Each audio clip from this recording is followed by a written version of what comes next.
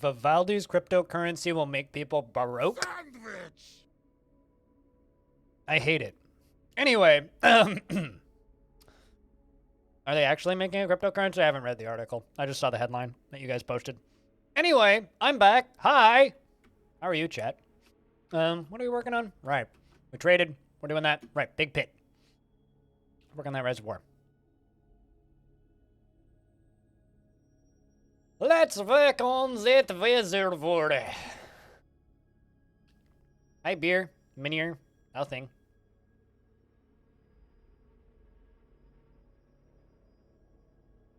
Also, if I haven't said hello to you, just yell at me. I'll do my best. Always try to say hi.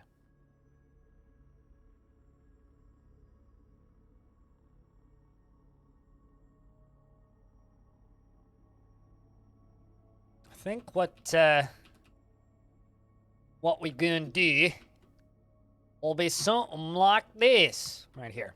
So what we're gonna do is we're gonna dig a little trench over to this river, maybe even two.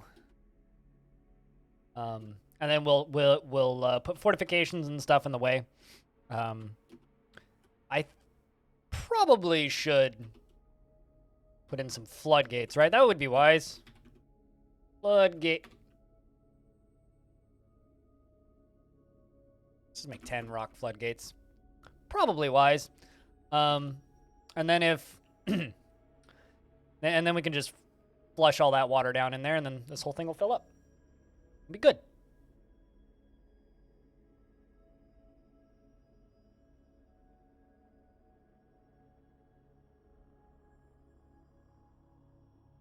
So this whole area down here is going to get fully channeled out down to this. This will be the bottom layer. And then this will have ways of draining into... well, actually, I got a pretty badass concept of how I could do this. We'll try it out. But this is going to drain down into here, and this will be... Well, actually... This down here is going to be where stuff drains into. In fact, actually, is this perfect?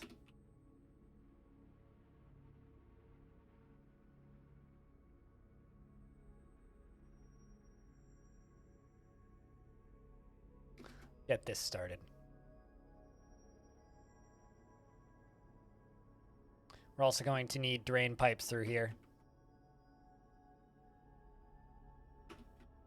Same with drain pipes through here. Also going to need a drain pipe from here to here.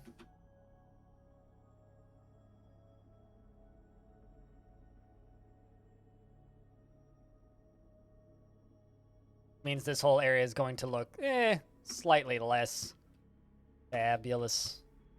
But that's okay. I do just kind of want water to shoot out into this, you know, big ol' above ground, or what's the word I'm looking for here? Big ol' river. I think that this will just be a real cool looking fort when it's all done, and that's the hope. Cool looking fort. Another point in disorderly conduct. 2 more points against Moldath. God dang, that guy. Got another beating and another 10 days in prison. How about now?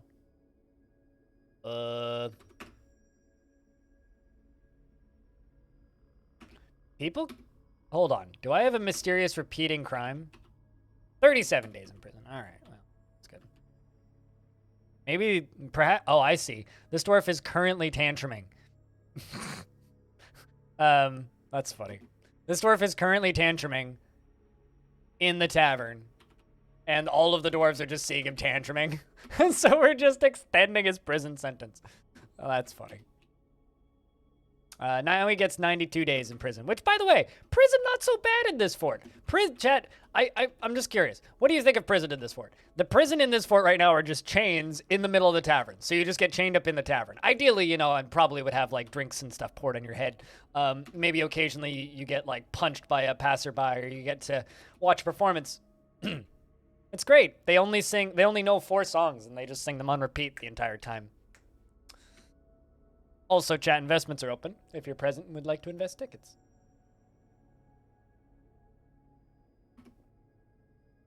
Also, in regards to podcast things, I do genuinely appreciate people watching that podcast, because promoting a podcast is one of the hardest things you can do in the content industry.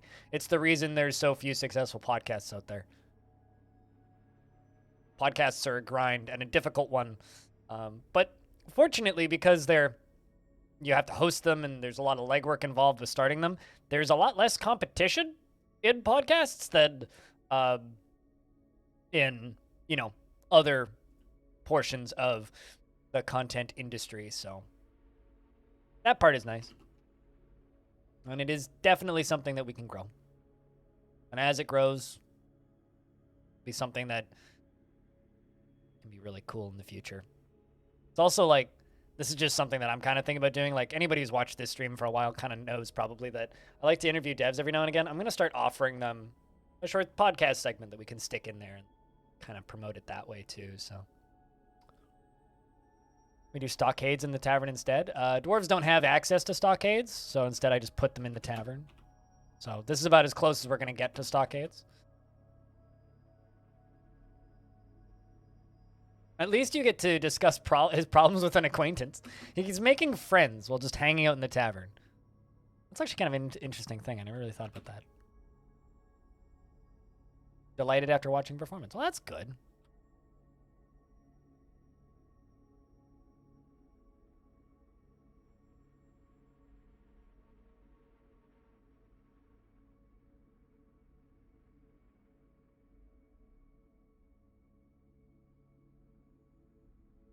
Needs melt designated item. So we ran out of melt designated items. All right, how much metal do I have now? How are we doing? Got some copper now. That's good. Could make some copper shields.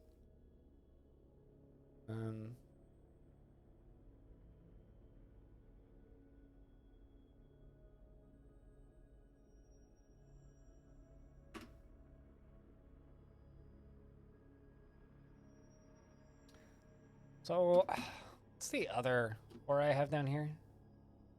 Tin?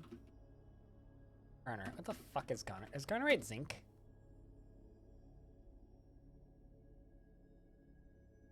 be honest, I never remember. It's nickel. Alright, well. Not much I can use that for, unfortunately.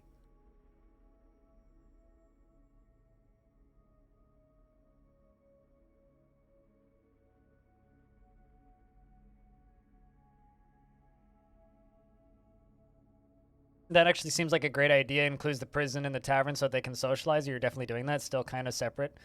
In case they tantrum, though. Yeah, well, I mean, you gotta experiment somehow. And experiments are often the things that cause spontaneous, surprising, explosive death. I'm also going to do this, which is put a stockpile underneath them. And I've done this in my prisons before. And make it a stockpile for drinks and prepared meals. Speaking of meals, make some meals. You have kitchens, right? Yes, I do. I know for a fact I've got cooks, so we should make some meals. I wonder if you could even potentially dance.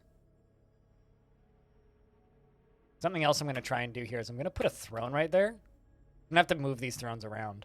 But I'm going to put a throne right here. And I'm going to assign it to my mayor so that this dwarf can attend a meeting with the mayor, potentially.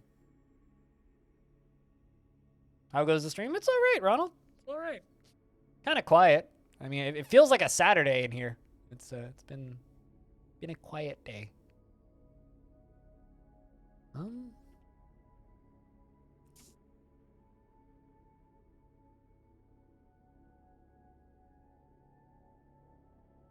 My mayor gets that. Let's see if you can attend a meeting right there. Currently watching a trapping demonstration. That's not very helpful.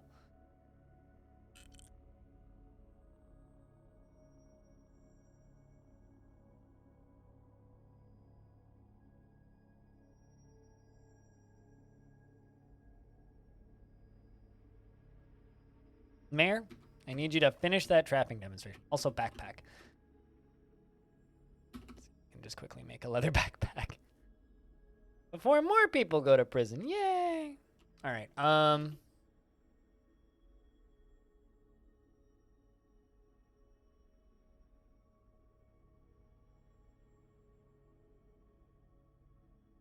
But aside from the chillness of the stream today, things are all right. I had a solid start to the stream. Length. If things pick up a little bit and maintain some semblance of activity, we'll look into doing some more of the Veil tonight. See if we can't get through that, because the Veil, at the very least, has started off as a fun experiment, I guess, for the stream. Although almost immediately last night after I finished stream, Steam turned around and was like, hey, since you played the Veil, you might be interested in this game. And the game that it claims that I might be interested in is a Silver She is haunting the fortress now. Anyway, the game that it's thinking that I might be interested in is other I have a slab engraved, but no. Engraved the slab and never placed it. Maybe it was just like in the production queue. Immediately Steam's like, hey, how about these other like audio only 3D games? We're looking into some others now. There's a few. Significantly like lower key. I don't know how much interest there would actually be in that kind of content on the stream, but if there is interest in it, I'd be interested in doing more games like that. I know some people have already said that it's kind of a lot like just listening to an audiobook while watching a stream, which I feel like might be a positive thing. Did we finish it? No. No, it's like a 7-8 hour long game, and I got like 2.5 hours in, a little over that, like close to 3 hours. I'm like almost 3 hours in. So we're like probably a little over a third of the way through. It's a niche to serve visually impaired, yes. But I mean, anybody can play them, unless you're hearing impaired.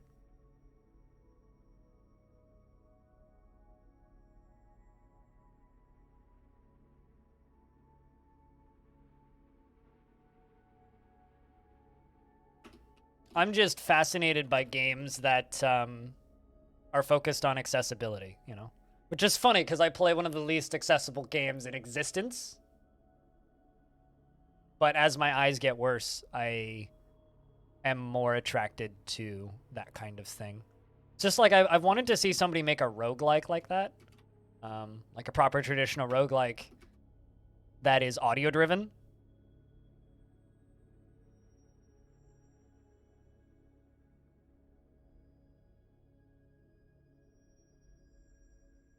I got beyond the climactic raft battle.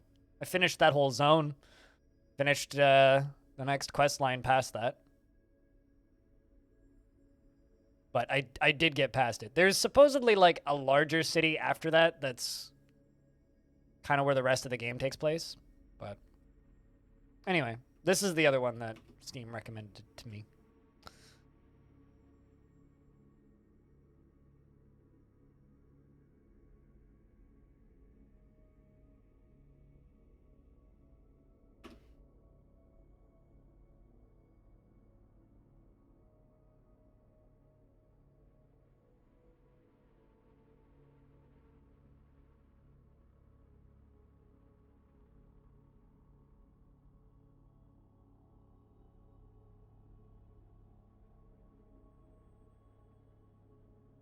Making lead pots, lead wheelbarrows, lead chains.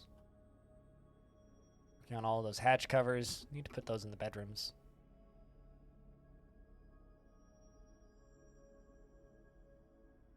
I hope we don't get invaded anytime soon.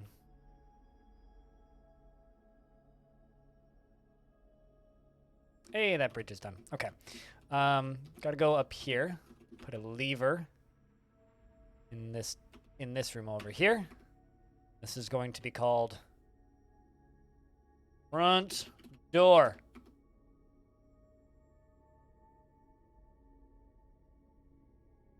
Ironically, a lot of those games are using technology that was developed for VR. From my research that I've done over the past few days. Because VR caused a lot of research and tech to be developed for 3D audio.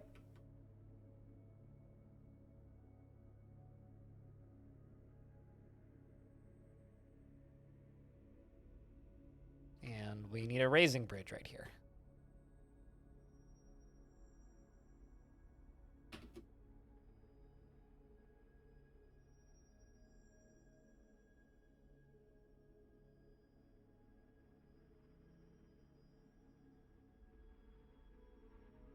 So we'll have front door and trap lock. So we let them walk in the front door, and then we pull the trap lock.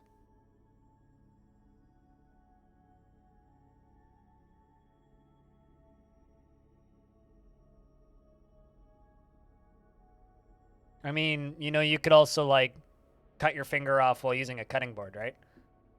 Rockfire? Not sure what VR headsets have to do with hurting oneself. They just make me nauseous, so I'm not a fan of them, personally.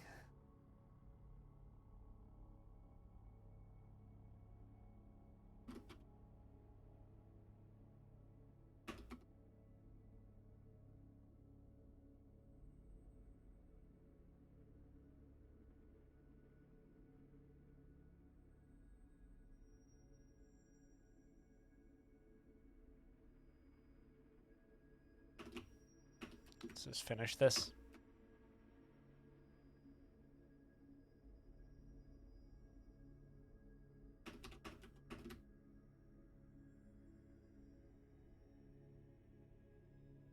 Sure. But, you know, you could also slip in the shower. That's pretty isolated from your surroundings. You could also, you know, turn a light off and trip in the dark. I don't think that's a good way to be talking about VR headsets in my chat. Don't really appreciate that. There's lots of ways to hurt yourself, and assuming there isn't like Lego bricks all over the floor, I'm be okay. Another Fey mood. And we're out of booze, apparently.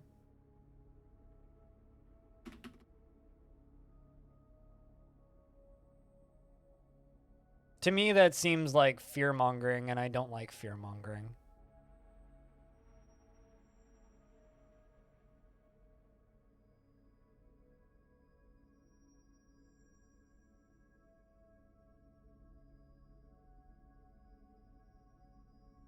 In fact, I actively hate it.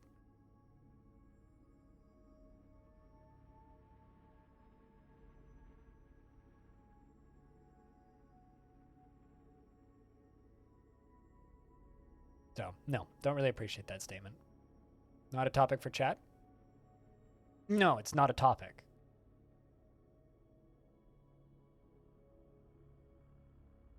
I mean, nobody's telling you to get a VR headset.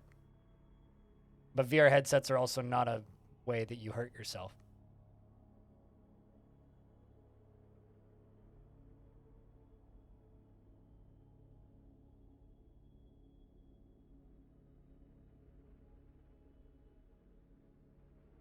You have to buy one some way when you can afford it and get used to it? Eh.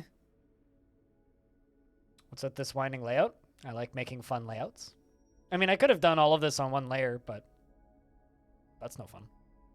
This is gonna be a set of drowning tunnels with vents that vent water out into the river on the side.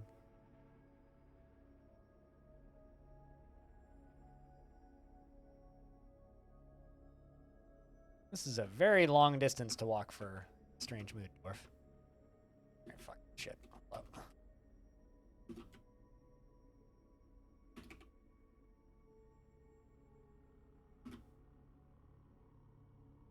Also, Lolo son, I got bad news. Your dwarf is dead. Kinda fell into the river. Who is that dwarf that we were following?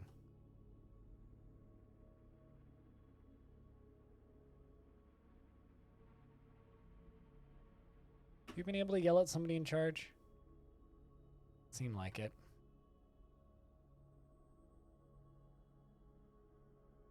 Need you to go to your other chair, Dwarf.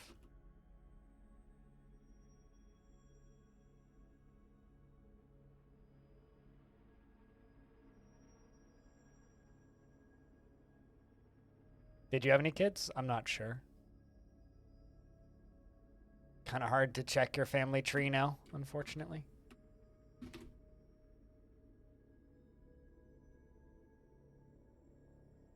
Need to find somebody who knew you.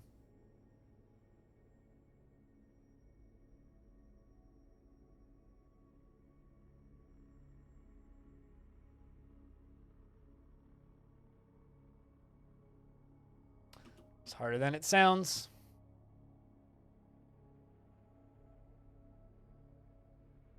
Oh, apparently,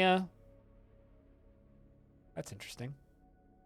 Clowny, Cobalt, and Lawrence are lovers.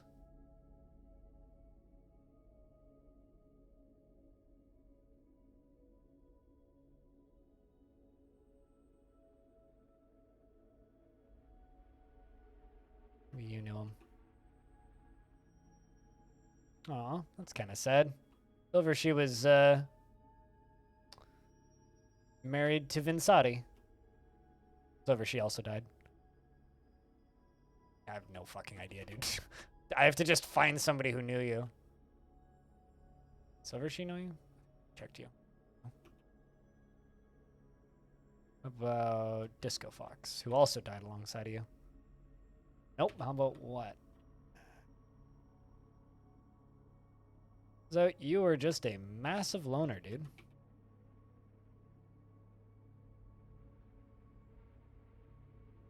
How about Nox? Who's married to Animal? Literally nobody seems to have known you.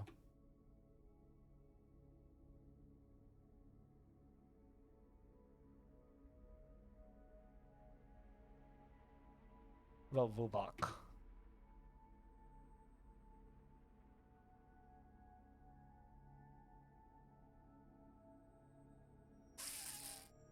Couldn't tell you. What Joe? You're married to Katie 8. Has 2 kids.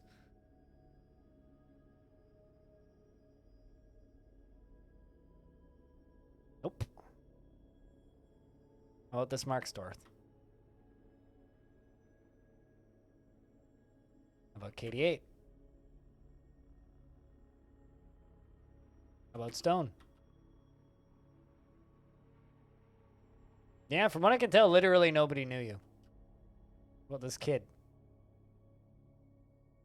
It's Fish Dissector. You must have just not been a social dwarf whatsoever.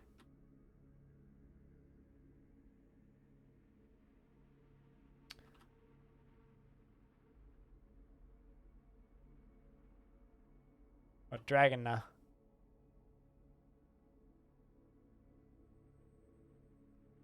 Yeah, it really seems like literally nobody knew you.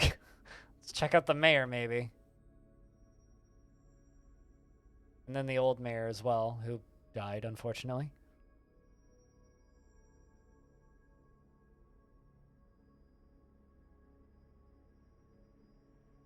Jack Norick, who passed away. Didn't know you. Yeah, it seems like literally nobody knew you. Gonna take me a while to get out of this screen. Give me a sec. There we go.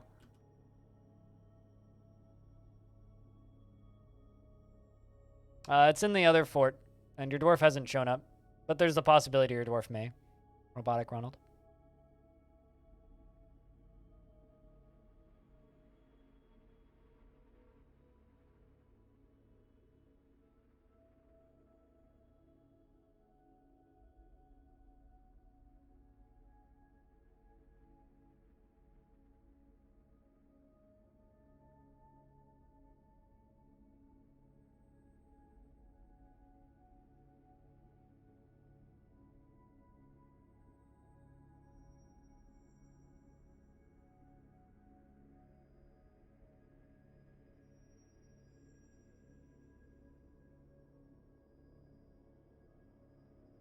Let's place fortifications along here.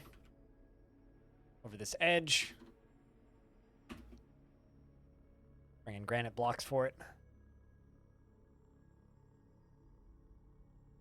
Actually, you know what? Instead of doing that, let's do it this way. Let's place a fortification piece right there. And a fortification piece right there.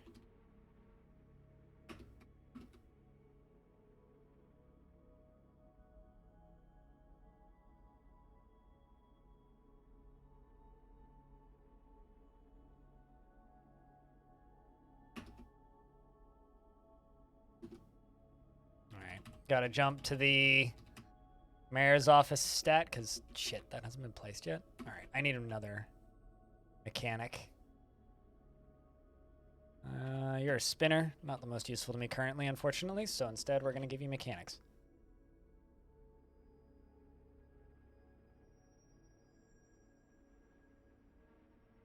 Oh, shit. Friggin' Bob has started a mysterious construction. I totally missed that artifact that started. I know that it began initially, but... Hey, Merc. What up? Hope you's doing well. Let's pop this up. We are continuing to work on this particular fort, and we're building a big old reservoir.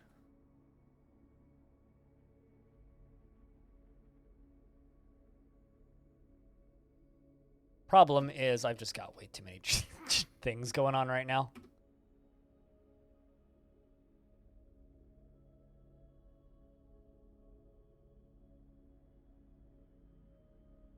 Got way too many things going on right now.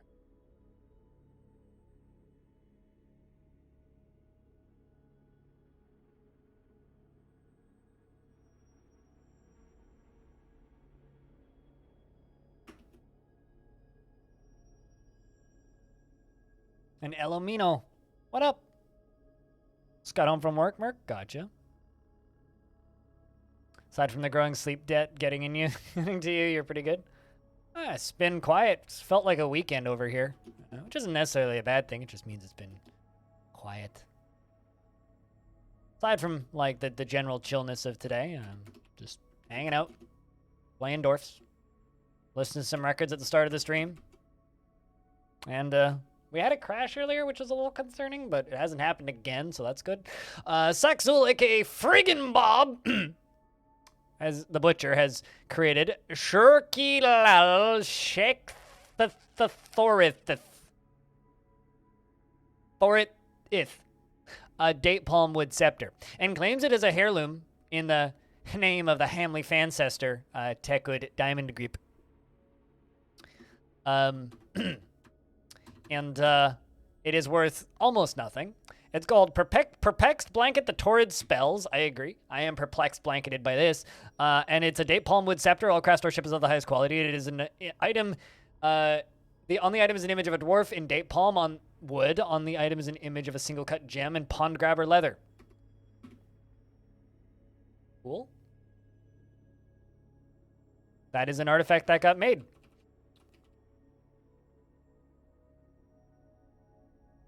Oh, no.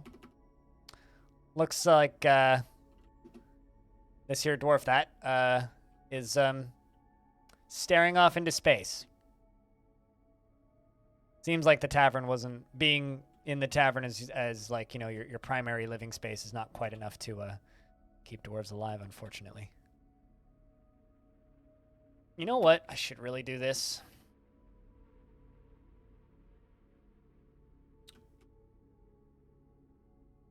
Make that a wheelbarrow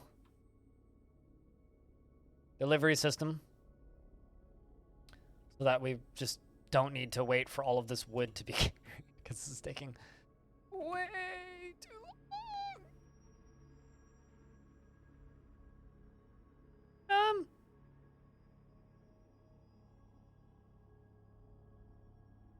I would from a streamer's point of view, no, it's not.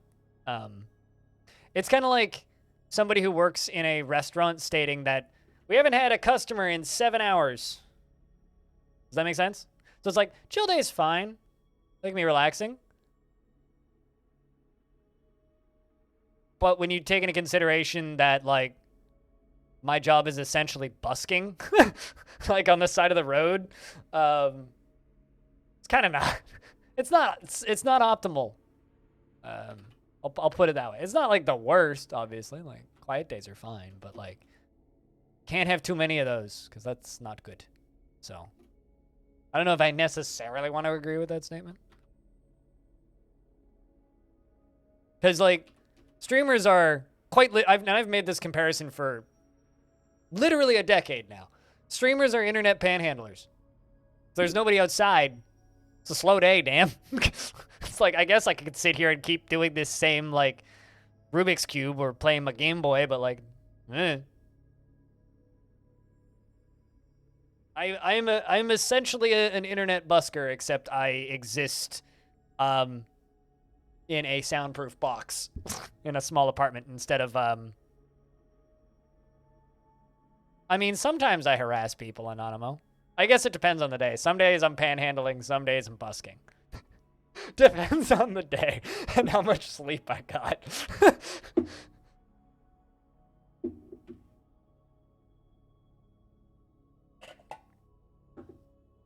I need more coffee. But no, today's been fine. No complaints.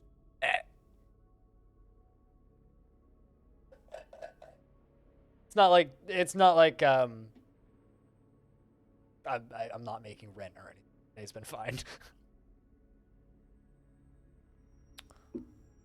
I love just all of the blood and wood there because I don't actually have anywhere for the dwarves to shower in this fort currently, so they're just like kind of forced to use that spot there, which I think is kind of amazing.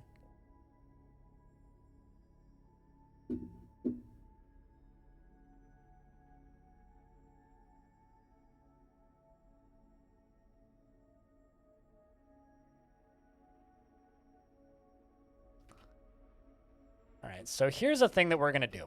And this is going to look kind of weird initially, but hopefully it'll look less weird as things go on. I'm going to build granite wall.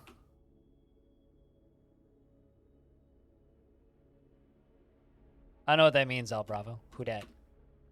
Granite wall. Granite wall.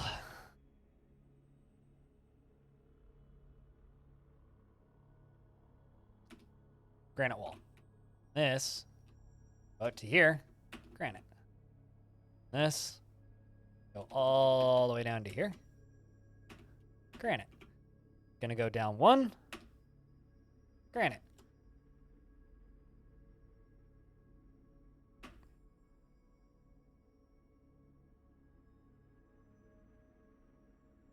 Is that a quote that I'm unfamiliar with?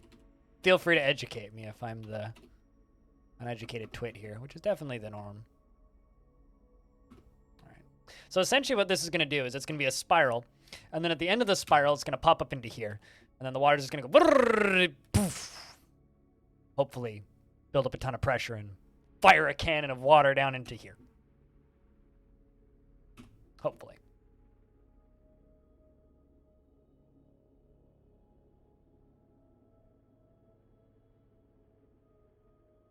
You love the windiness. You do that in a lot of your forts? Not really. Yeah, no. I like art. I like my forts to look artsy. So a lot of the stuff that I do is very much like, well, does it need to be this way? No. Is it this way? Yeah. Why is it this way? Because it looks cool.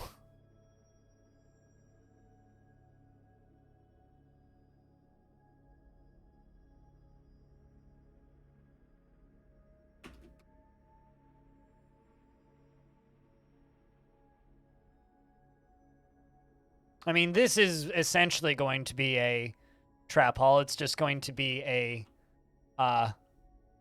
water-based trap hall.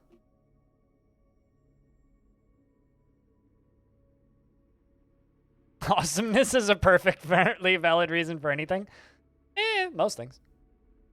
Some things more than others,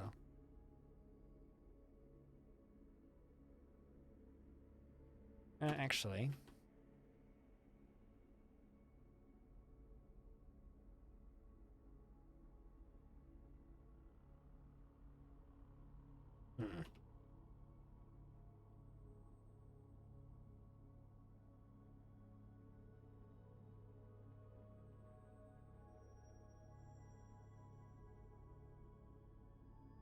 to another spot.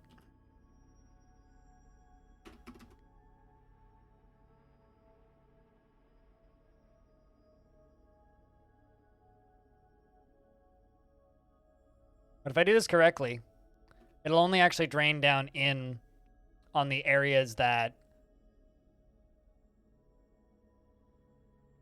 I immediately need the water, and shouldn't, I say shouldn't, be able to bubble up and over and around the fort. Ideally. That may be a unintended side effect, but ideally shouldn't. So, fingers crossed.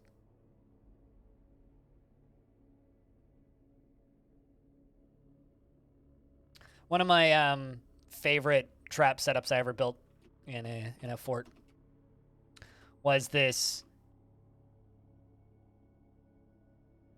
dare I say, massive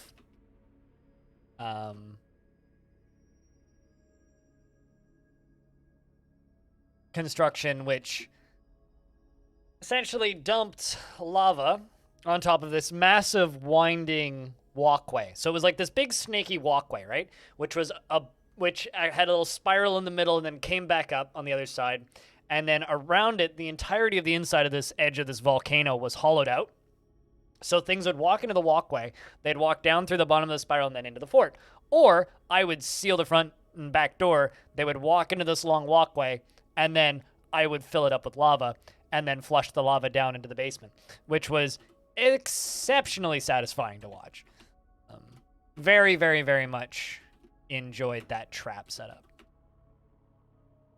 It wasn't the most practical thing and ended up being our undoing, but was fascinating. It also was how I learned that artifacts, once they catch fire, burn for all eternity. And the problem with learning this fun fact is that the way I learned it was that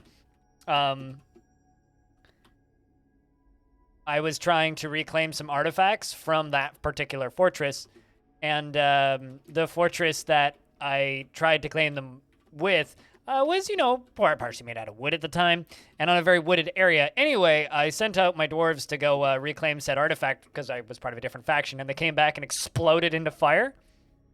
So yeah, that was kind of hilarious.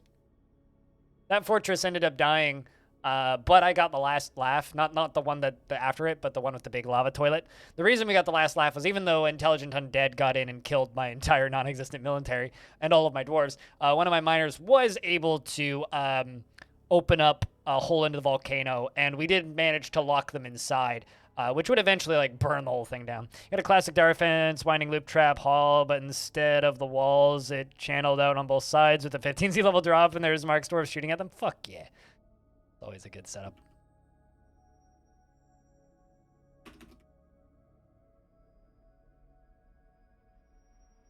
So we'll go around the edge of this. Once they're done doing this, we'll be down here, and then...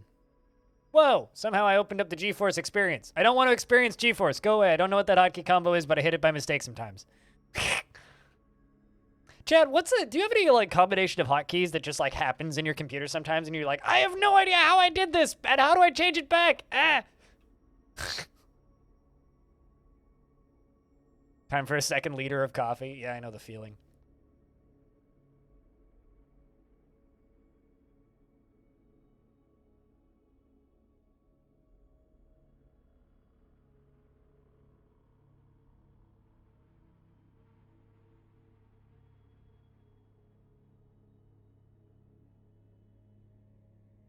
Nasty hangnail.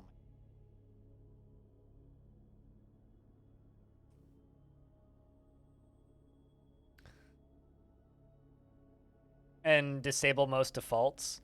The one that really got me off was I think it's Windows Tab, which swaps you to a new desktop. And it's the first time I did it, I had no idea how I did it, and I was streaming at the time, and I was live. I'm like, I can't see Discord or chat, and I don't know how to change this back. But turns out it's this button right here. to change it back in Windows 10. So it wasn't that bad. It took me a minute to like find it, but it was like right when Windows 10 was a new OS. It was like right after I switched to Windows 10. It was like the next day I accidentally hit that. It's like, yeah, it's Windows key tab. Which, yeah, it is nice, but I didn't know it was a thing, and I did it on mistake while streaming. I was just like, I don't know how to get out of this screen, help. And it's not like chat could tell me, so I ended up actually like opening up chat on my phone, and then chat was like, oh, it might have been this. I was like, oh, great, thanks. It was just kind of funny. One of my funnier hotkey mishaps.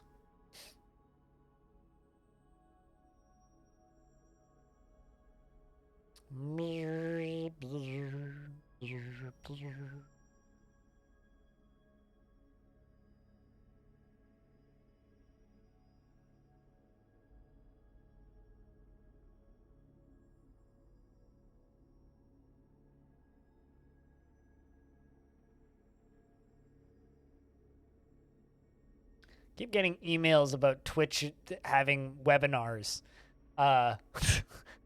They all happen on days when I'm streaming during my stream time, but these are their webinars that they are doing live for Twitch partners. Lessons include, this lesson includes what community, in quotes, means on Twitch, how to set up community values, how to create chat rules, how to moderate your community, and how to collaborate with your moderators. And then their second lesson, which is also on a day that I stream, also during my stream hours, is who you are and your persona, what you create and on-brand content, and how to express your brand and presenting your brand to businesses. Can I just say, I think Twitch is trying to like initiate me into a cult. Like, Christ, guys. I've been doing this long enough. I don't need you to like do this shit for me, Twitch. It's fine. I got this. I think I'm a professional at this point. I think I'm well aware of like my persona and what my brand means to me. I mean, anything that, to be fair, anything that's corporate sounds culty if you say it in that voice, but it's like, man, that's just, I don't know. Something about it just feels off.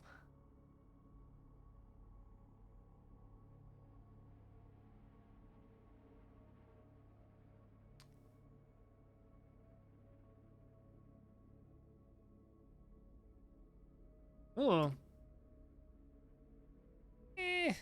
Maybe I should turn fishing back on for a Dwarf or 3. They're like, no.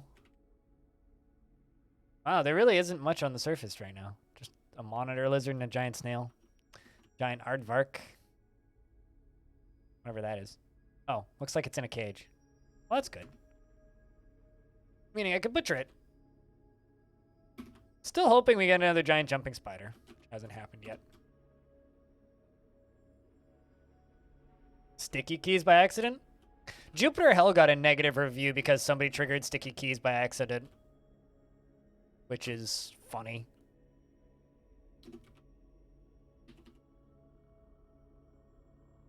But also really sad.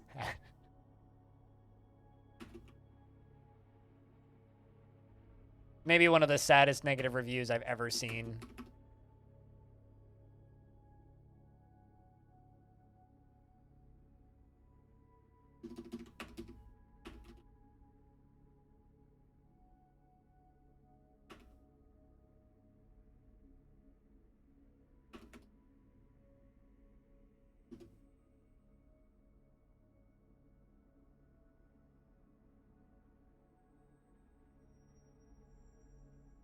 First thing you do on Windows is install a smash shift over.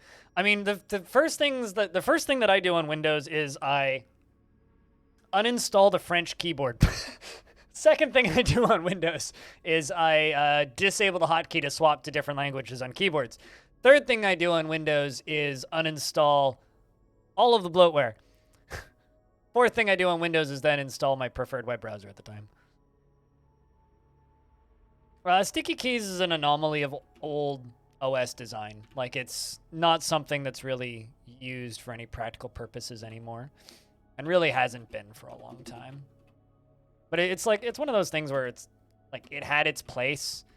back in the day. But just hasn't been needed for a very, very, very, very, very long time, really.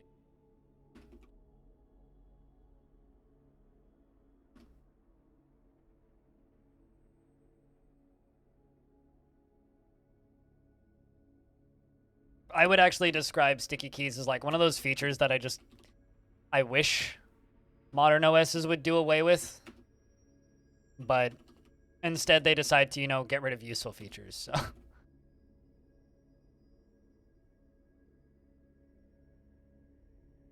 I think there was like one time in my life where sticky keys was actually useful, and that was because I was a child who spilled a drink. But outside of that, like,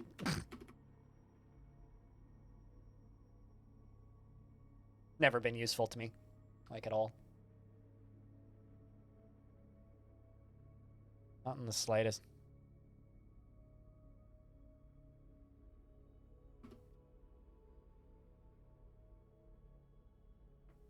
Bet you we're out of foodstuffs because of the meals. How are we doing on prepared food, though? Stocks. Prep.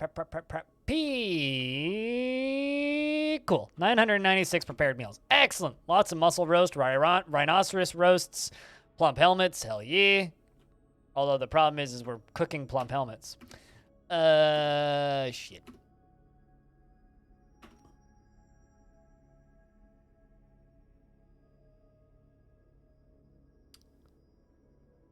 Well, good thing we still have 40 left. Stop cooking those. Hey, Caption. What's up, man? In this day and age, I tend to agree. But maybe some people find it useful.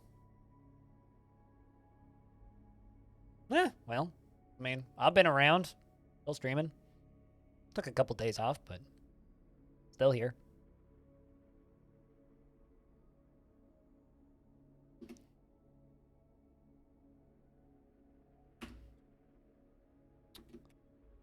So what brings you back on this fine afternoon? Let's go around the edge.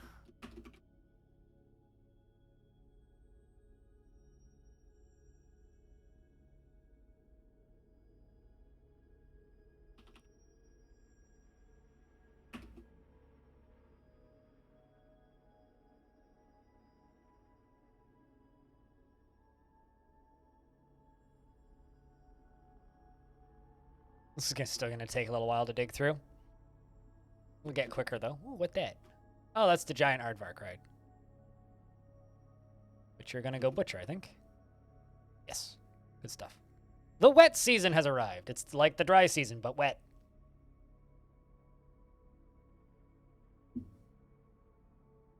Why not blocks? Because I'm trying to get rid of all this fucking granite.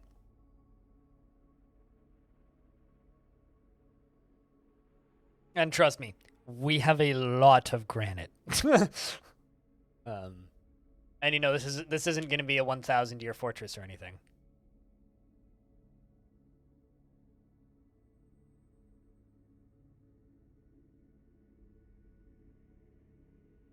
There we go.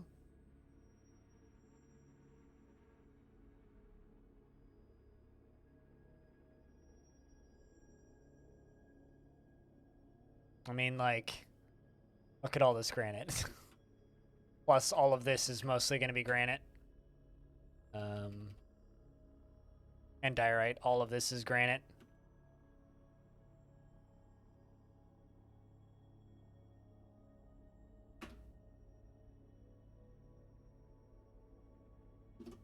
Cool. Mechanisms getting installed. That's what we need.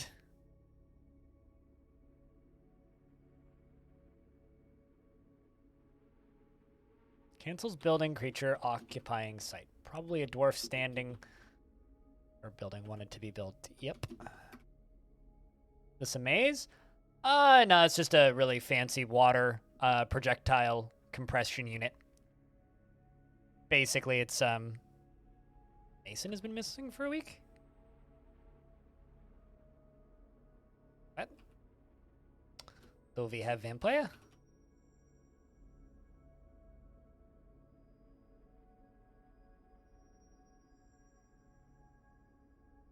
I don't see anybody dead in their bedrooms.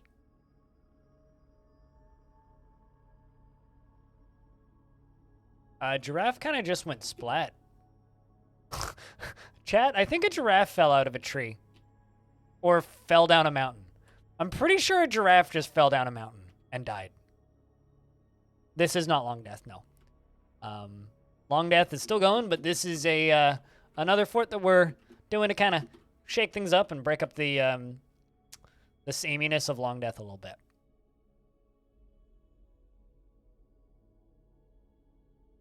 So this is a fort called Hotbeards, and it is the second fort that I've done in this particular world. In a series that I'm doing called the Crimson Pulley. You love the Long River? This?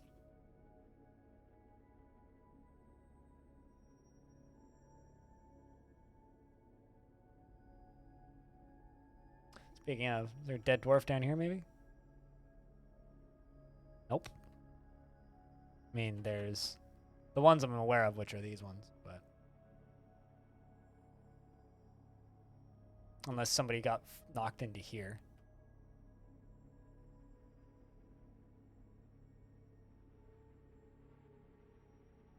It's definitely possible, actually. A lot of things have died down here.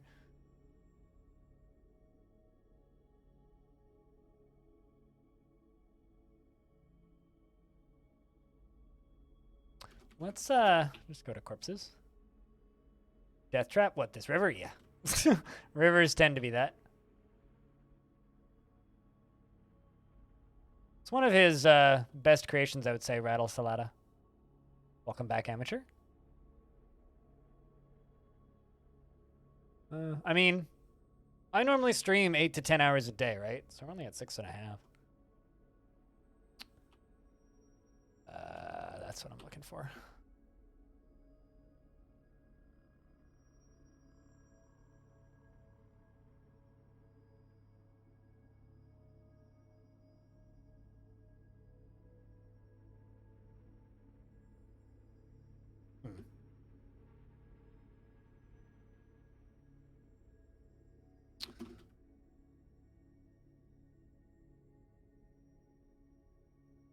I mean, I guess I will just memorialize you because I don't know what else to do.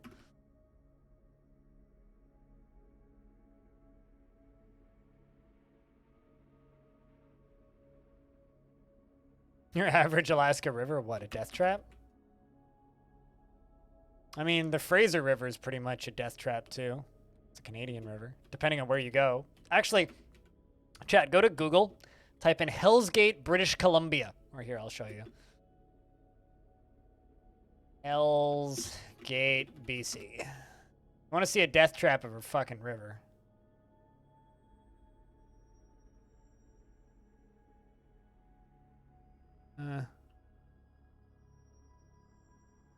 Need a good picture of this. One at a higher definition.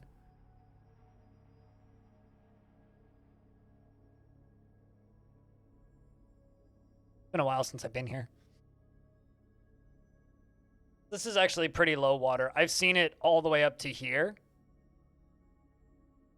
Like up and over these rocks right after snow melt. It just fell stone, so I don't know if it broke its neck. But yeah, this is a fucking hell of a river.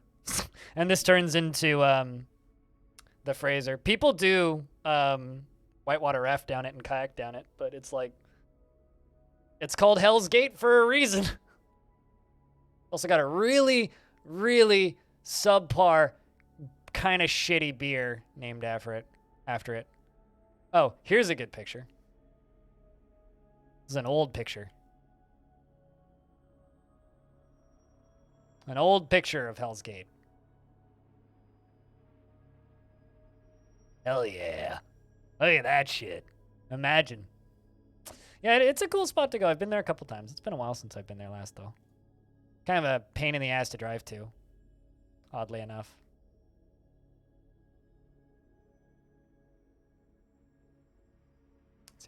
another good shot with the water higher.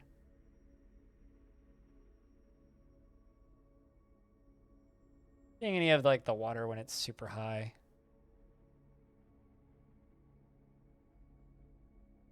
Oh, there's one with it a bit higher. A bit closer zoomed in. Let's see how high the resolution is on this. Pretty shitty resolution, but yeah, that that's it a bit higher. Good times in the winter.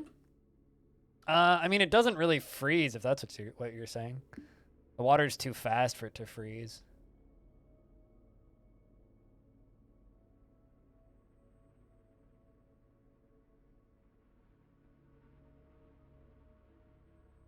Chinatown in Canada? What do you mean by Chinatown? Say, is that like Watership Down?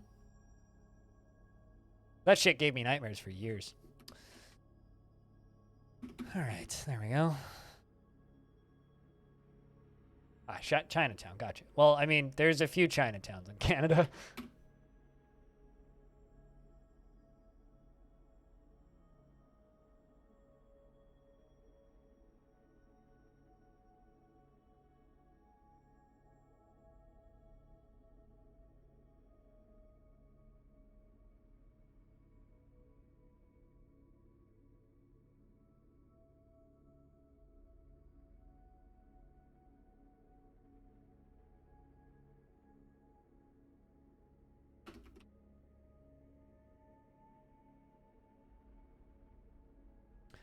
For whitewater rafting, actually, at Hell's Gate, for like $300 and a very long waiver, they'll take you down it in a motorboat. Or up it, even. They have these massive whitewater rafting motorboats, and they, like, strap you into those things. In winter, fuck if I know, doubt it. But in the summer, you can be put into with a massive helmet and a huge, like, self-inflating cushion on your chest. You can go through it in a motorboat. The last time I went whitewater rafting actually was years ago.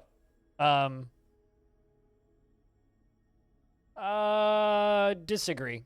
Culturally, America and Canada are very, very different. But I'm not going to have that argument with you. Anyway, last time I went whitewater rafting, came around a corner. There was a pile of about, I don't know, a dozen butt-ass naked people doing naked people things. We waved. It's pretty funny. All right, the elves are here to trade. And then we went down again 7 hours later, and they were still there. Like 6 or 7 hours later-ish. We waved again. They waved back. It's pretty funny. Guess I could sell them a bunch of lead.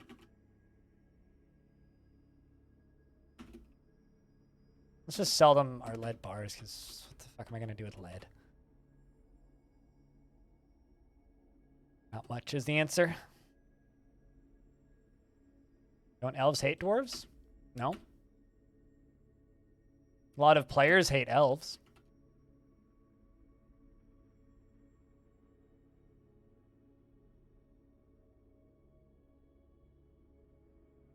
That's like saying, are some humans racist? Yeah. Some humans are very racist. But elves hate dwarves? Not inherently. Not inherently at all.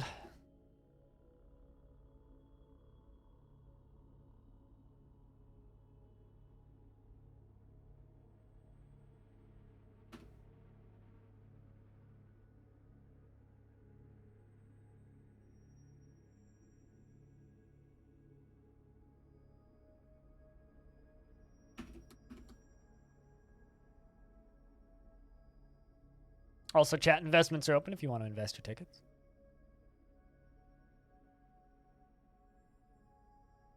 Well, I mean, dwarves in Dwarf Fortress have nothing inherently against elves. As a faction in the game, their tendencies tend to not align and could theoretically naturally lead to wars, but with a little bit of cooperation and some polite discussion, they get along just fine. I would argue that it's actually a really good thing to be friends with elves in Dwarf Fortress because They tend to bring very, very, very large and valuable livestock, as well as rare fruits and vegetables that you can't generally get on your own map unless you're in specific biomes. So they're really good for food and drink variety. They're also really good for farming variety. They're also very good because they bring large livestock, which are very good to have around. So I would argue that being friends with them is a really good thing. Also, one of my weaponsmiths just claimed a metalsmith's forge. What kind of bar is that? Silver bars. Yeah. Elena. They're handy until they aren't. Well, just don't be an asshole to them. It's really easy to not be an asshole to them. If you're good at Dwarf Fortress, you don't need a lot of wood as well. Everybody insists. They're like, oh, you need a lot of wood for charcoal. It's like, well, if you're good at Dwarf Fortress, you're not using charcoal for very long. Square cut morions, diorite blocks, papaya wood logs, diorite, galena, and silver bars. Please make me something cool. What's the plan for when you hit 2,000 hours? Freeways? And as far as trading with them goes, trading with them is super easy. Assuming you know what you're doing.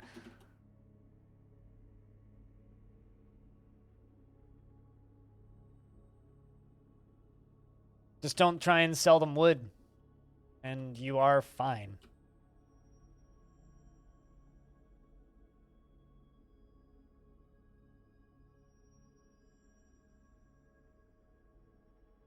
Which is very easy to avoid if you know what you're doing.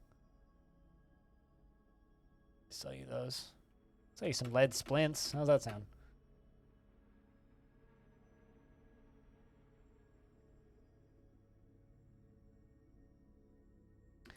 Basically, like, my issue with fighting with elves, and the reason I generally don't, is because I find them to just be a very boring adversary. Because they only have wooden armor, and they only have wooden weapons. And unless they happen to bring, like, I don't know, giant ravens or elephants or something as, like, mounts, they're really not a threat. So it's kind of like punching a child. It's just like, well, what are you actually gaining from this? It's like, no material that you really want to use, no weapons that you can really want to use, and some clothing that's easier to get in other ways. So to me, it's kind of a net negative to actually go to war with elves. Goblins will attack you inevitably regardless of what you do. It's impossible to make peace with fully goblin factions. And human factions bring better stuff for you to play with later. Also, we have another tantrum happening.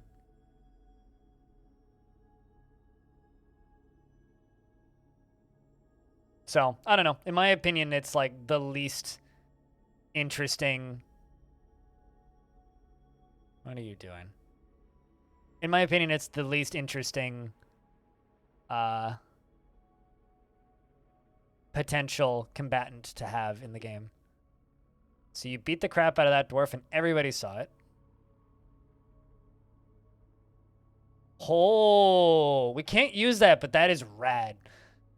Endok the weaponsmith has created Ethad Tescom, a large silver dagger, and claims it as an heirloom in the name of the family ancestor Cybrek Webdoiled. That is rad. Also, we now have a legendary weaponsmith, which is also awesome. Decent jails. Okay, well, that's going into prison. That's funny. Decent jails worth 36,000 Zethal. This is a large silver dagger. All craftsmanship is of the highest quality. It is encrusted with rectangular diorite cabochons and oval morion cabochons, and studded with silver and decorated with papaya wood, and encircled with bands of galena cabochons. This object menaces with spikes of diorite.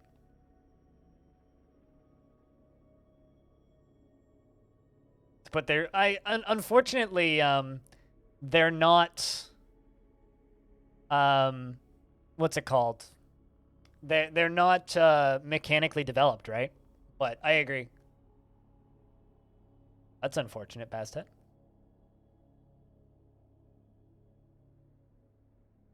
But I mean, I wouldn't assume you're not okay just because your internet's crappy. But hopefully your internet improves.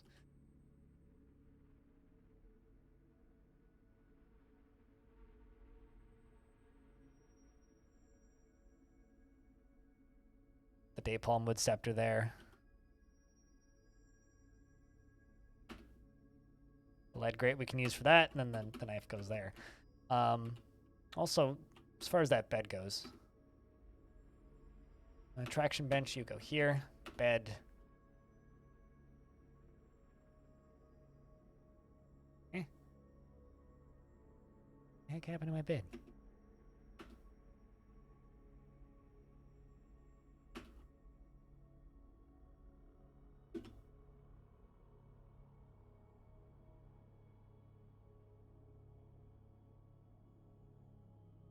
We learned a valuable lesson in water mechanics. There's a lot of those to learn. I'm still learning valuable lessons in water mechanics.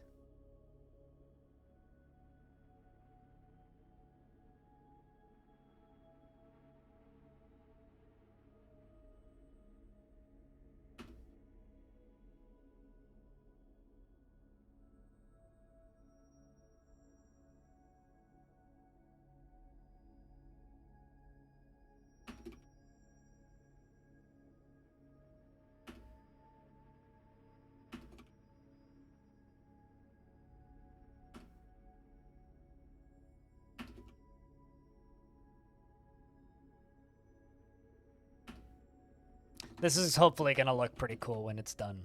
That or it's going to look terrible. There's no in between. Which is usually how the things I build go. It's like, either this is going to look really cool, and everybody's going to be like, oh my god, how'd you build that? Or everybody's going to be like, dude, that looks awful.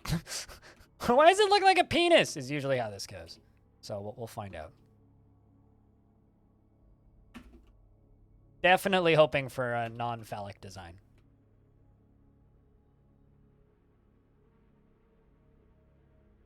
At which point I say, you should go see a doctor if you or someone you know has junk that looks like that.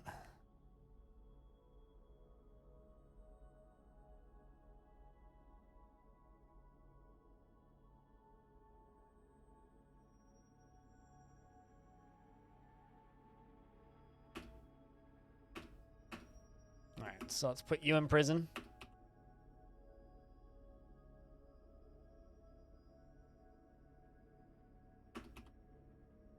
And you get a beating.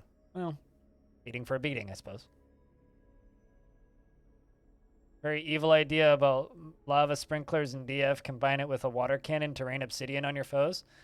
That's one of those things where it all like, in theory, sounds real cool.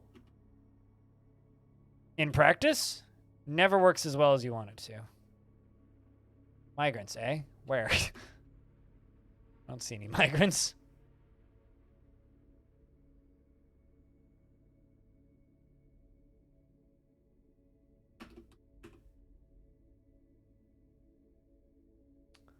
What did they bring?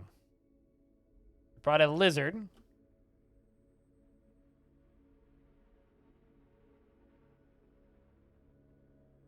Toad, a leopard. Donkey, a magpie, another leopard.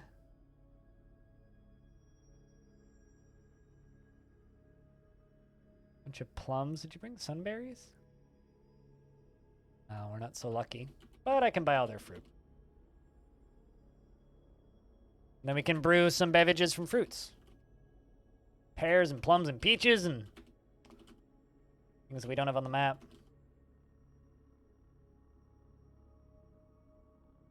I can tell you it works.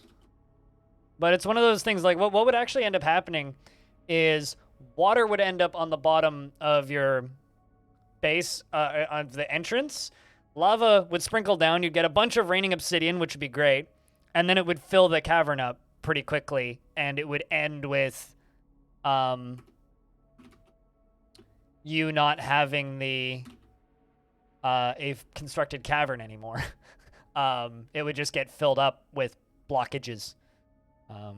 So in practice, I think a setup like that, while in theory could be really cool, it's most likely just going to end with more annoyances than I would argue it's probably going to be worth, but a much more fun idea, actually, is to have a selection, or to have like a lava pool on either side of, say, a walkway, and then pressure plates on the walkway that trigger supports to fall, which drop either wall chunks or pieces of flooring down into the lava on either side to spray lava on them. That's a much more efficient method of doing a similar thing.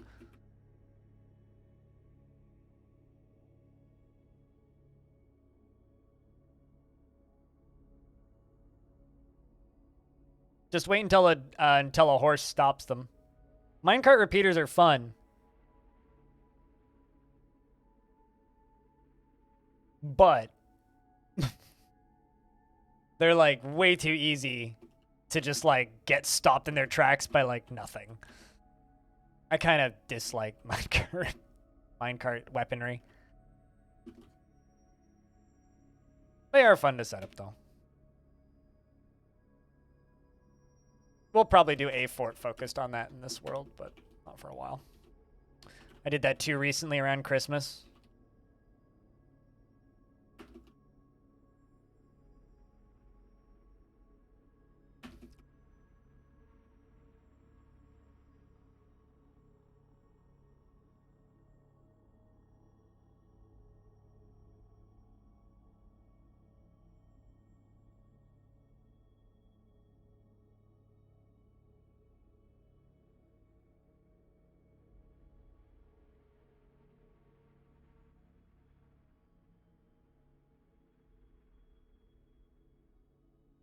Checking the military, making sure nobody's depressed. Doesn't look like it.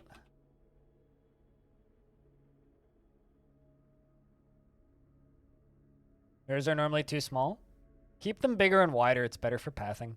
Dwarves do not like pathing over top of each other. So like 2 wide or 1 wide. Uh-oh. Resting injury. Oh, right. Yeah, because you got a beating. That makes sense.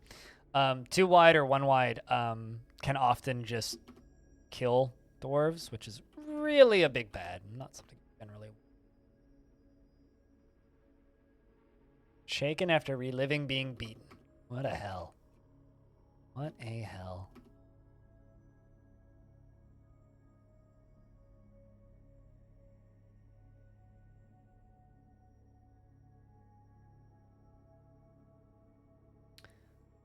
I don't want to melt him or cast him to obsidian, though if it opens up a dual purpose idea where the walkway is partially filled with water. I had a very funny trap design, which I scienced into working sort of once, although it was super impractical and wasn't very effective. I had a cave-in thing that was set up so that okay.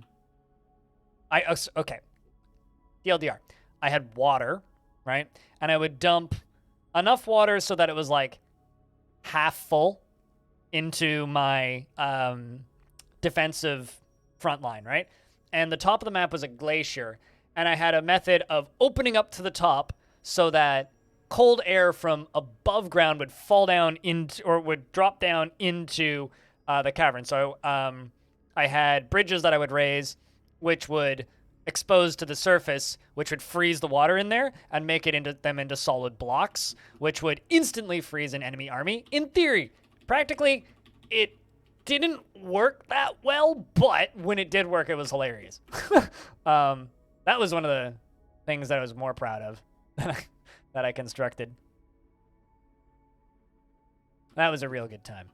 Very proud of that one, even though it kind of didn't work. It only like effectively killed things once.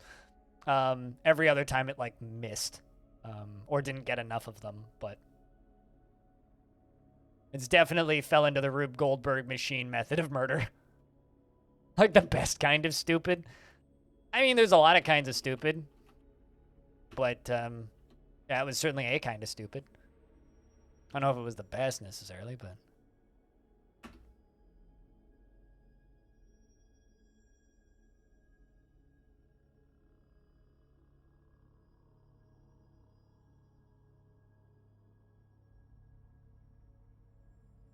Yeah, all of these tantrums. Catan, Ranger. Do I really need you here?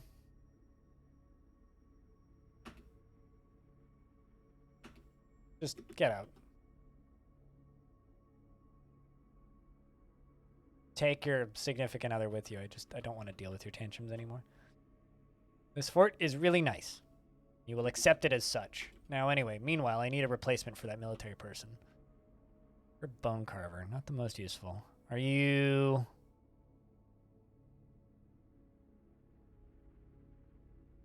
Yeah, you'll be fine.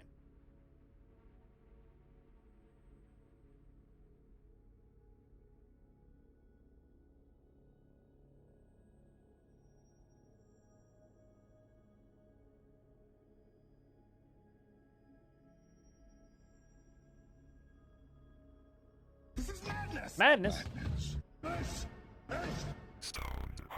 Oh, looky here. Who is it? Seems to be a hobo. Neat. How goes it, hobo?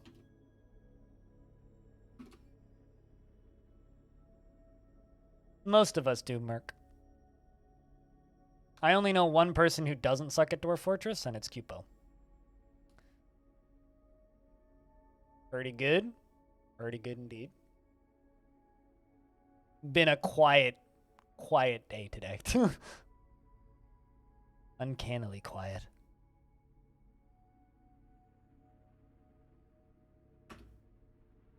Which has been all right.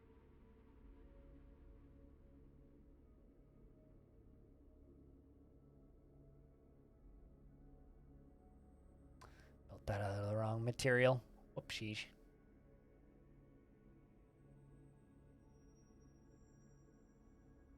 Genuinely staring at that model builder. It looks chill, I'm not gonna lie. Not generally the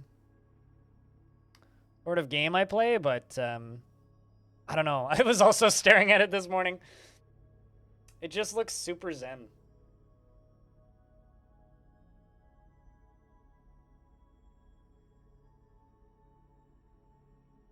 It just looks super zen.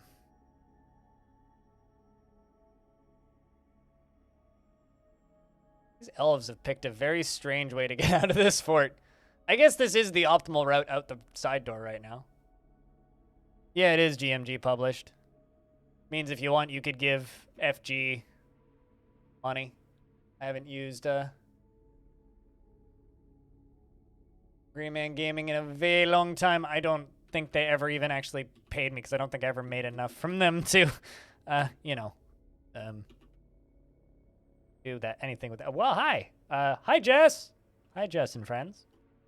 What's up, Justin Wold guy and Alistair? And we're building a very slow progress, but we're getting there. Rube Goldberg machine of drowning people. That's what we're doing. But hello. What were you playing today? Diplomacy is not an option. Well, that's unfortunate because diplomacy is a lot of fun. How is that thing? Ziggurat? Sure? I mean, not really. So what we're building, just bear with me for a second. We're building this, which is a big old, like, container, open space, which is going to be filled up with water from the surface up here. I don't know why I'm doing this accent, but here we go. So this little creaky here, that blue stuff there in the bottom right, is going to get dribbled down into this. Which is going to be very full once it's all the way down to here, which then with the pull of a lever is going to go whoosh down into here and fill up this area and drown the baddies. So, but anyway, if you guys don't know Jess is part of my stream team and she's cool. She has this habit of streaming at the exact same time as me, so I don't ever get to watch her streams, but go give her a follow. Cheers. And to anybody coming over from Jess' stream, my name's Blind. I don't see very well. I play Dwarf Fortress and weird games you haven't heard of. That's generally what I do. Chat, can I get a couple beers for the Raiders? Also, worth noting, Jess is featured in several episodes of the Halcyon Frequency podcast, which I do all the editing for. Maybe you'll hear my rambles on there. And there go the elves. Boy. But, yeah. This fort is a giant death trap at this point. It's great. The AI cheated, so you changed games? I mean, fair? I suppose. Why did the AI cheat?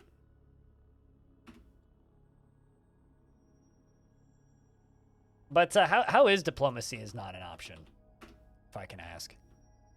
Here we're gonna be playing probably, I don't know, looking at the clock, maybe another hour of this, and then we're gonna jump over to some of the Veil, which is a game that has no graphics. Instead of minimal graphics like I'm used to here, none.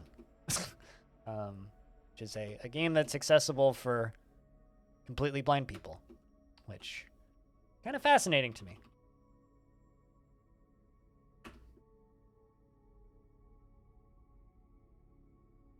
You have 3, because there's also HS Cheers that works, Merc.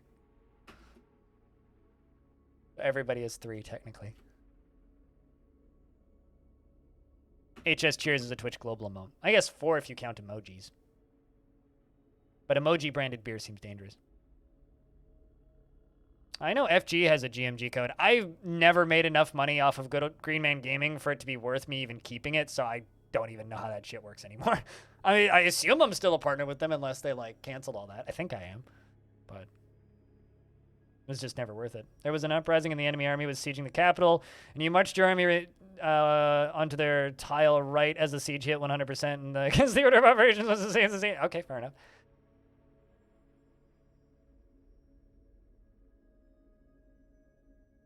That seems kind of rough. So are you going back to CK next stream then, or are you taking a break after that? But how is that expansion pack though, aside from the AI cheating?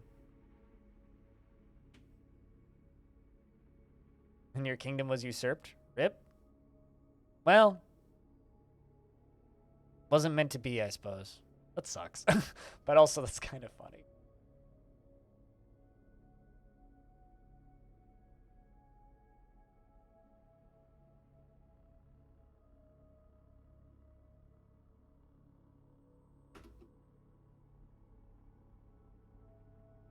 My mayor has imposed a ban on exports. I can't export backpacks. Good, I wasn't planning to.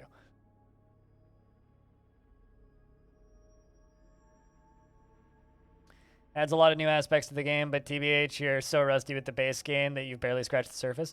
Isn't that kind of just the way of things, though, with grand strategy games? Is like, always going to be so rusty at the base game by the time they release new content that it's like, I don't even know what the fuck they added. Like, this is just all a mess again. How does game work? Ah, my hair is on fire. Also, why are there people invading my capital? It's just like, that's kind of my experience with 4Xs and grand strategy and all that. It's just like, whenever I come back after a break of any sort, it's like, does this game work again? Where's the manual? I have to reference the wiki a lot.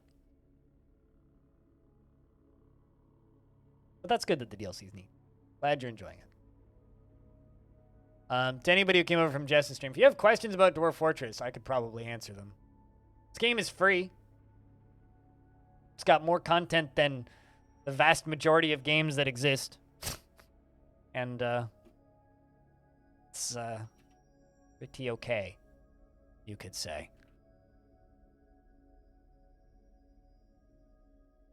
Let's just do this. Fortify, fortify, fortify, fortify, fortify, fortify, fortify. Years of content, literally. The original crowd-funded video game. Or one of.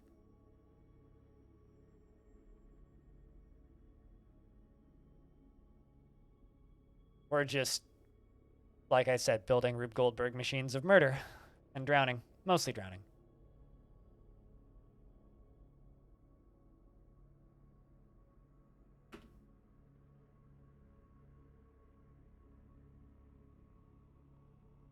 Tower defensey city builder type thing, medieval there, billions.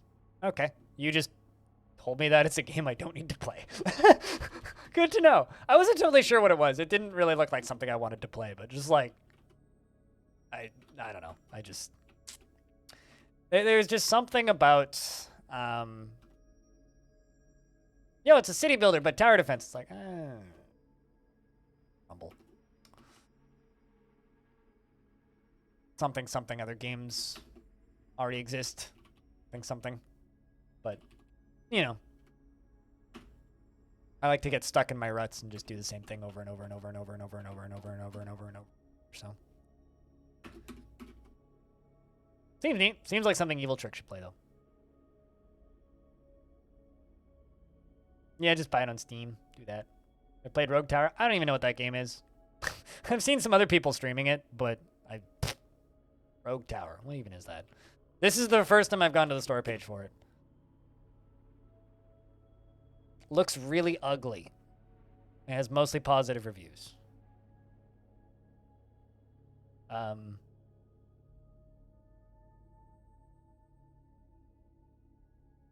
Why would I have interest in something like this?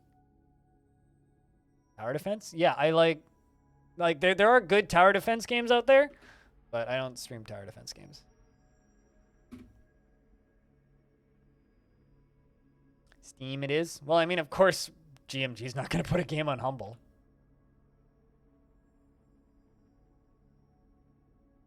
Let's see, what was the last tower defense game I played? The last tower defense game I played was X-Morph Defense, but that's more of a twin-stick shooter than like a tower defense game. Oh shit, did we catch another giant aardvark? I think we did.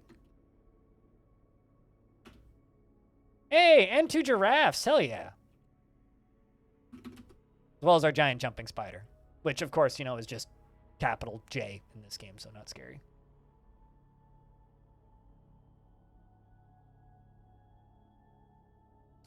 But like, I don't know. I mean, the game that I've been playing off stream recently, Reno, is I've gone back to Trials 2. So I've been playing modern games that came out recently, yes? Very much so. Very much so. Definitely. But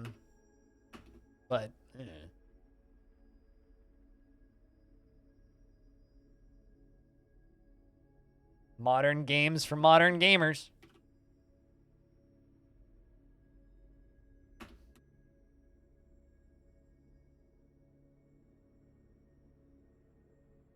We're going to need to get all of these blocks out of here. I think probably what I'm going to do, I'm going to forbid this. I'm going to make a garbage dump right here. Garbage dump. And just dump all these fucking blocks in there. All of the stuff in here. Hey, summer's arrived on the calendar. Hell yeah.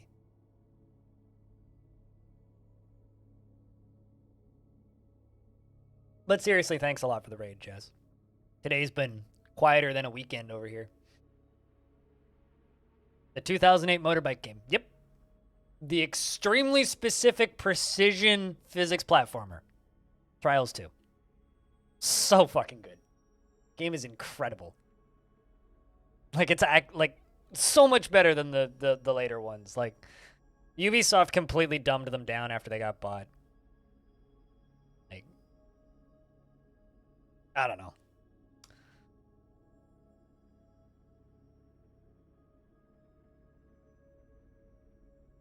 Had a ton of fun just plucking away at that. Such a good game. Trying to think of, like, tower defense games, though, that I played in the past that I enjoyed. The thing with me is, like, I just... Like, if I'm going to play a non-game, I'm not going to play a tower defense game. Well, it's not that tower defense games are non-games. If I'm going to play, like, a light strategy game, I'm not going to play a tower defense. Especially not on stream.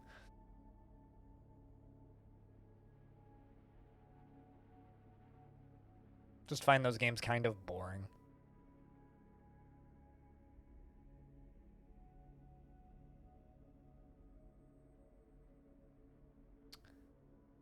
All right, this down here needs to get smoothed.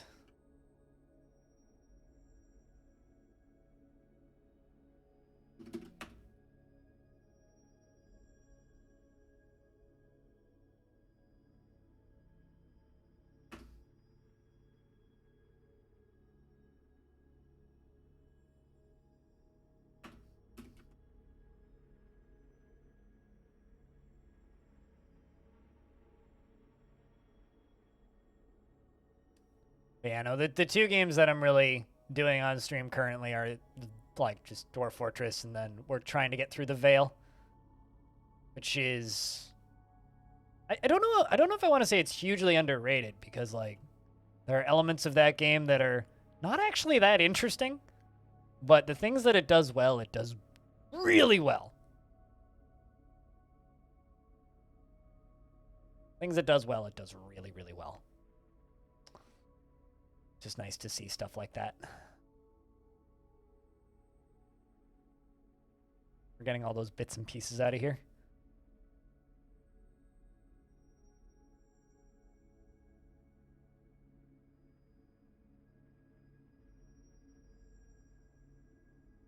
I need to connect this to over here. So what I could do is this.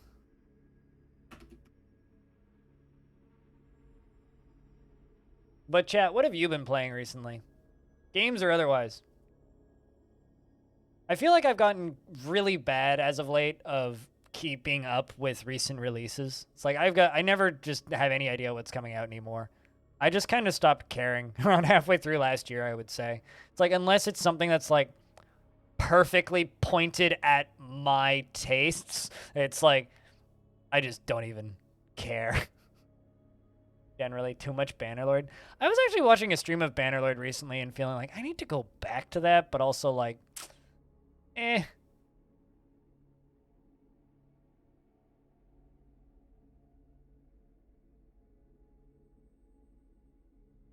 But you're back on DF after a week, thank God. I thank God. I put, for reference, when it comes to Mount and Blade, I put like unknowable amounts of hours into the original. Because I had the hard copy, so I didn't have any DRM. I just had a disc. I have no idea how many hours I put into that game. Sunless Sea, oh really? Makes watching streams hard. Oh no, too much RimWorld. I'm sorry.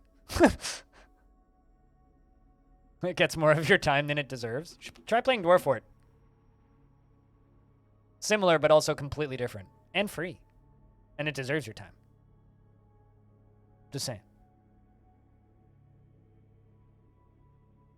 VHS, I'm familiar with that. I think I saw that on Twitter at some point.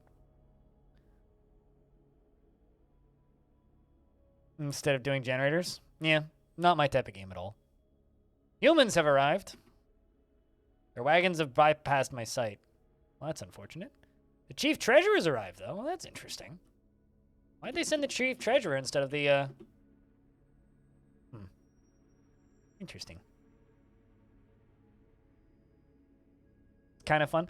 My problem with multiplayer... Like, I like single-player horror games, but I have this issue with multiplayer horror games that I've developed over the years, which is...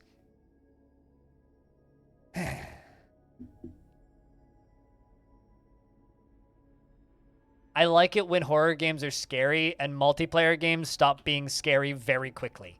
You know what I mean? Because you have to get over the fear factor of it real fast. And to me, it kind of loses the point. It's like, why is this a horror game? It's like, this could just be a more pleasant multiplayer game. Instead, it's a less pleasant horror game because it's trying to be scary. And I'm so turned off by that it's just like, I kind of don't understand why the genre exists to a degree. It's like the only one that it kind of makes sense for me is Friday the 13th because that's a license. But like outside of that, it's like just have like a grim, ultra-violent thing and get rid of all the fucking horror music and crap. It's just annoying. Like it stops being fun pretty damn fast for me.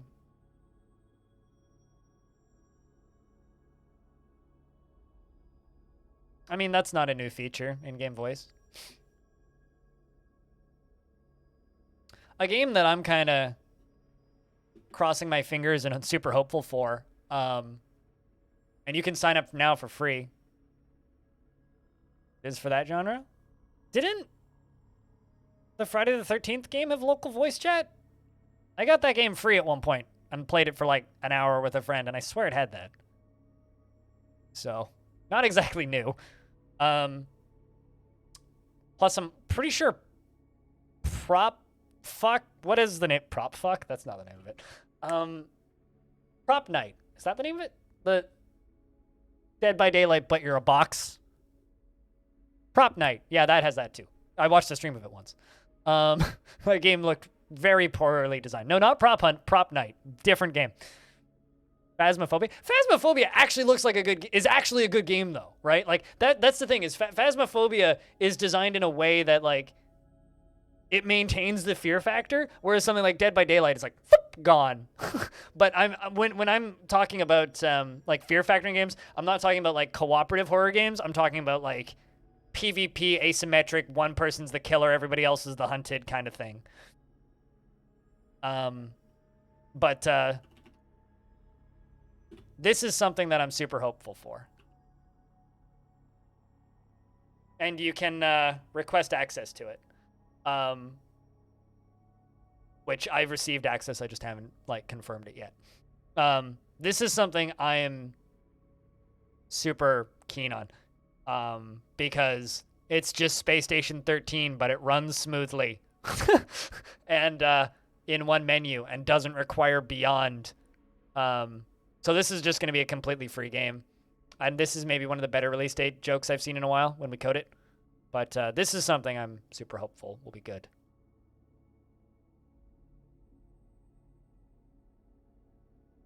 Well, it's not that they suck. Like, they're fine games. It's just, like, I think that the theme of Dead by Daylight does a disservice to it. You know? Although I've heard bad things about Behavior Interactive recently, which sucks, but... What can you do? Not a lot, unfortunately.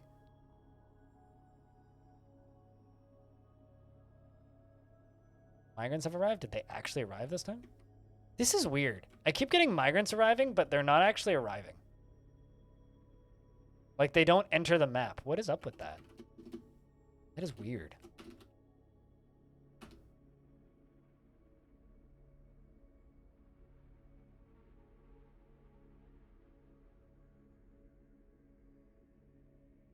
No, but rebuild. Not a successor. It's just a different branch running in a new engine. It's not the only one. There's also Unity Station, but Unity Station seems kind of dead. Although Unity Station is a better name, but whatever. Asto Putimin says, on behalf of the Merchants Guild, let me extend my greetings to your people. This is a really dumb voice, and I'm going to stop right now. There's much to discuss. There's much to share. We've updated your maps. Cool. Which I'm actually curious to see. What news is going on? Damn, dude! Them humans do be invading the goblins and vice versa. Well, shit. The Thrifty Realms seem to be winning against the goblins largely. So the Thrifty Realms are this human faction up here and down here who are friendly with me. And they seem to be just like en masse invading these goblins. And seem to be winning in a lot of spots. Okay, so that's just news happens. But also they're getting invaded. Army of Irograd and Tug daggers marched on lush menaces. So they're like marching back and forth. There's quite a lot of activity there. Is there anything going up in the mountain? Ooh, what's this?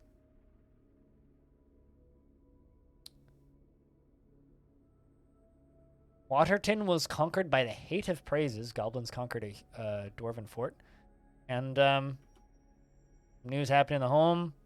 Zombies appear to be invading some of my faction's forts. Interesting.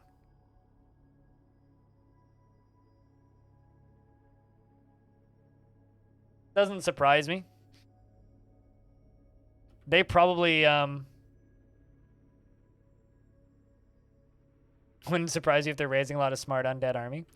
I mean, that doesn't surprise me at all, based on how much they are invading the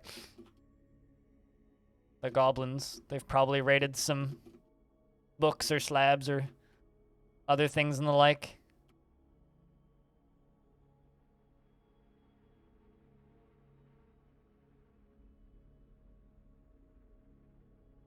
But yeah, I'm very hopeful about SS14.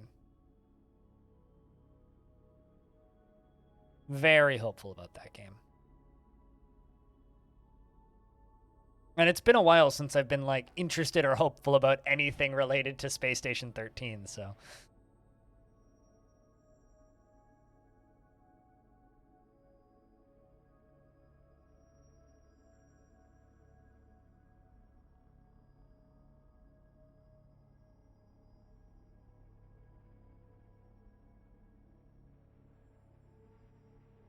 Merchants have arrived and are now unloading their goods. What can I trade to the humans? Some crappy clothing, looks like. Some crafts. I really don't have much of value, do I?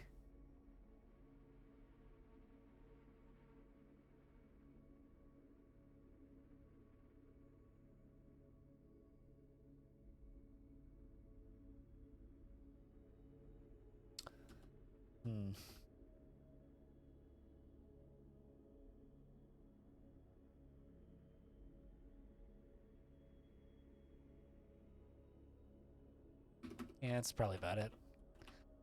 Kind of working on this too heavily. Gotta do it right, you know? Welcome back, stupid. Yeah, let's just keep doing it this way.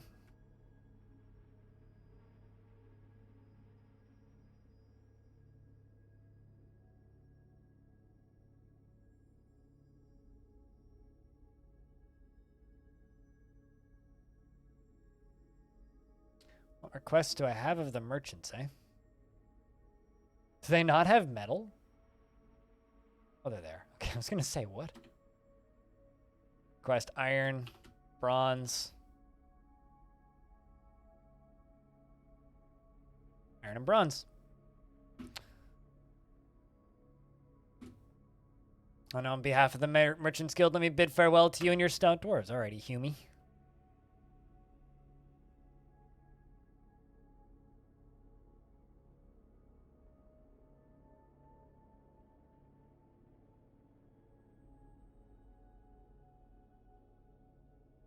But I will say this, I haven't seen any smart undead show up as part of the human traders.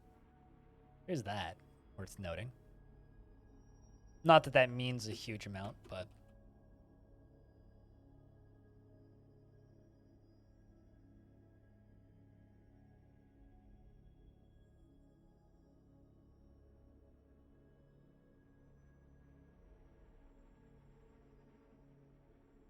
These humans seem to be having a hard time. So do you remember how I said earlier that thin walkways are bad for pathing?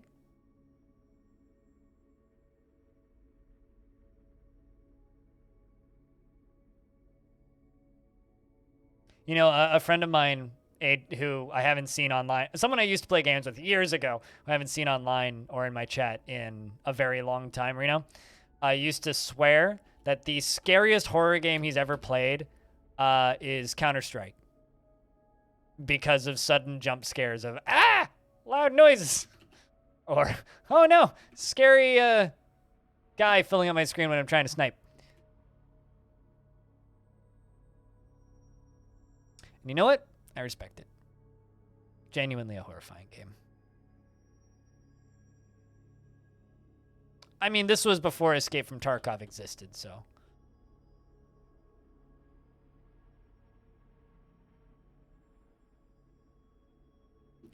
You know what? I'm gonna build a sneaky side door that goes this way. We'll call it the secret entrance.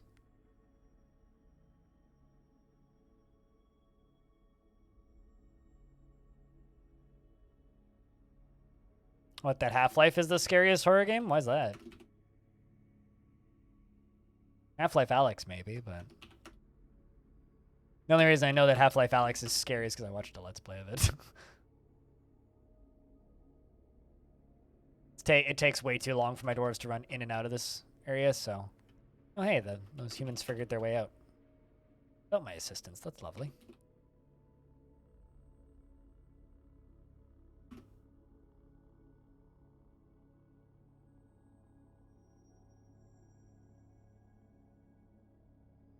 I suppose so. And your headphones explode? I mean, I used to feel that... I mean, Resident Evil was never scary. At least not in my opinion.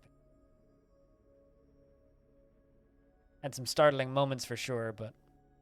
That scary of a franchise. Pretty camp when it comes to horror.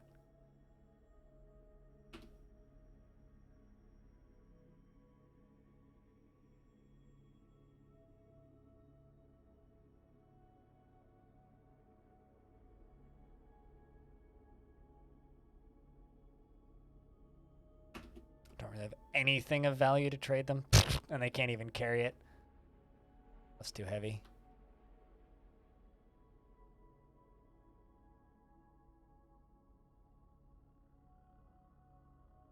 I don't know. We'll buy a toy boat from you.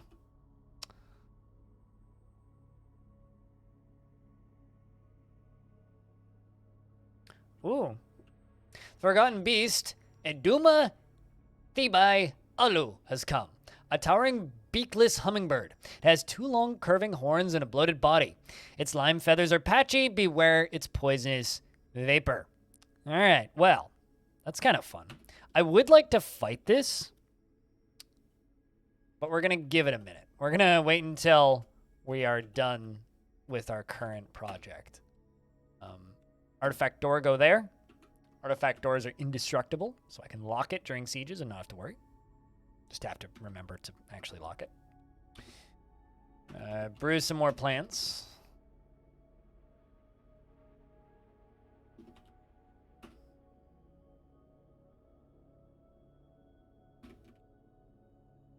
Unforbid that.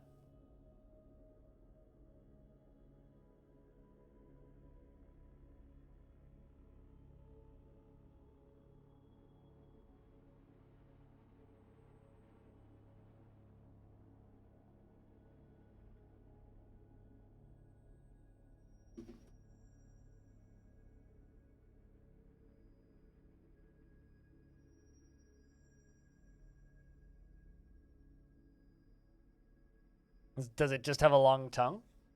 I would assume it's a hummingbird minus the long... Maybe it just has like a gaping maw or something. Circular spinning saw teeth or something. You know. Use your imagination.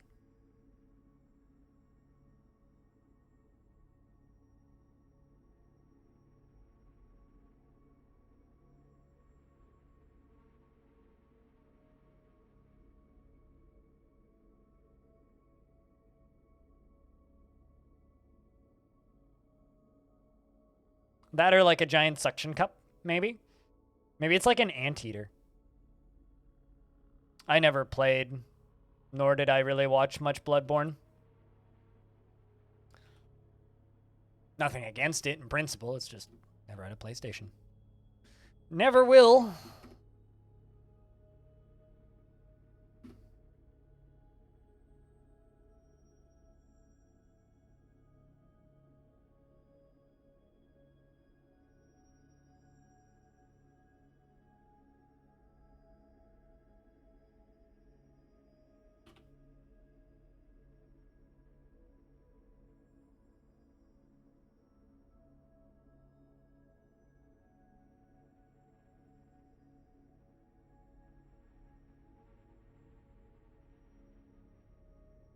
And all right. And we can go up here and go floor grate. And there's our artifact floor grate. So the way up is going to be right here. Just going to flood down all of this.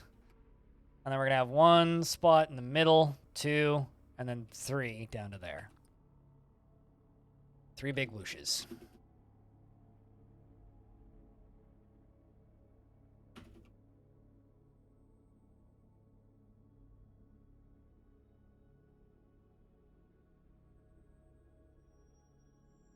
And we'll just build all this stuff backwards up here.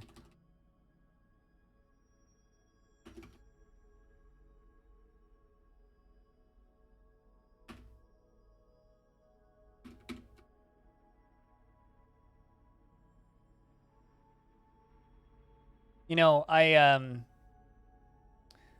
one of those people who's been kind of against exclusive games longer than most. I feel like a lot of people who play games on PC only really started getting mad about exclusives when Epic became a thing. It's like, those are exclusives that don't bother me, but like console exclusives do kind of bother me. It's like, I do understand that, like, you know, devs got to pay bills and whatnot, but like fucking fuck off with that shit. Put Bloodborne on PC, you shits. Just my 2 cents.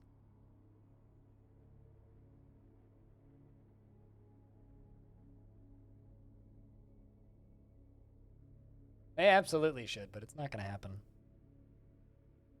So, I don't know.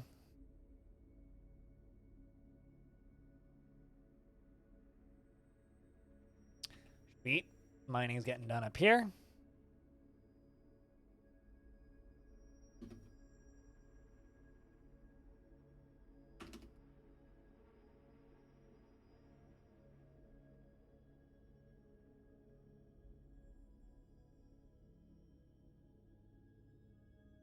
It's not going to happen. I mean, I'm not going to, like, stake my life on it, but there are lots of incorrect rumors in the games industry, and that's one of them.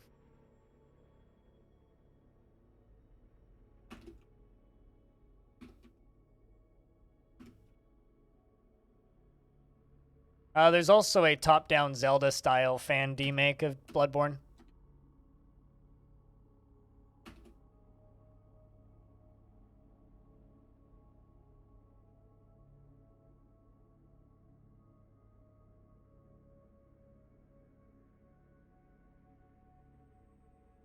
I can't remember the name of it. It's named after one town. It's on itch. It's free.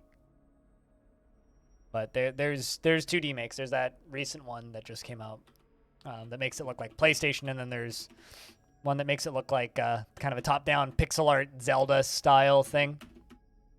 Also, to be clear, even if they did port it to PC, I wouldn't play it. I'm more just complaining for the sake of...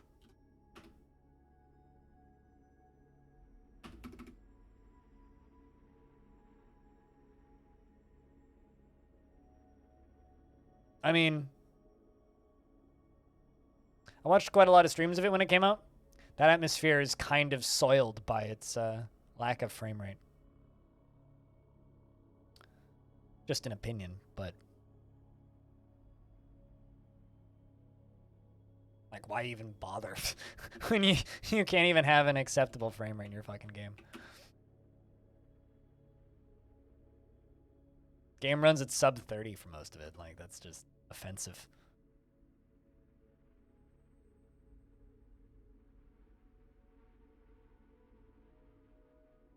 See, I don't care about that, Obsidian. Because it's all on PC, right? The difference between something being exclusive to Microsoft Game Pass or something being exclusive to Epic is me clicking a different icon on my desktop or subscribing to a subscription service, which is fine. The difference, but also Microsoft puts all of their stuff on Steam anyway, and I highly doubt they'll stop doing that because if people want to buy those games, they can. That's not a concern for me. A PlayStation is $550.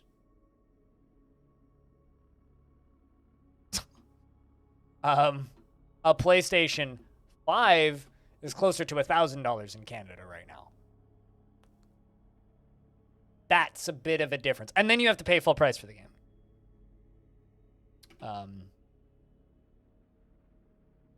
That's the kind of exclusives that bother me. One of those things is accessible to me. It's an inconvenience, but it's still accessible. The other one is an unacceptable expense. So. And for me, that would be a tax write-off. I consider that to be an unacceptable expense. Also, hey, Nipple, what's up? I mean, for some people, that expense is worth it. And if it's worth it to you, then cool.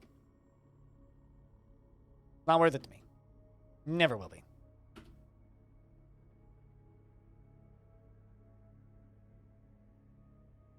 Well, I mean, I don't mind films getting splintered out with different subscriptions, right? Because I just subscribe to a service for a month, watch a thing, and then unsub. It's like an electronic drone group.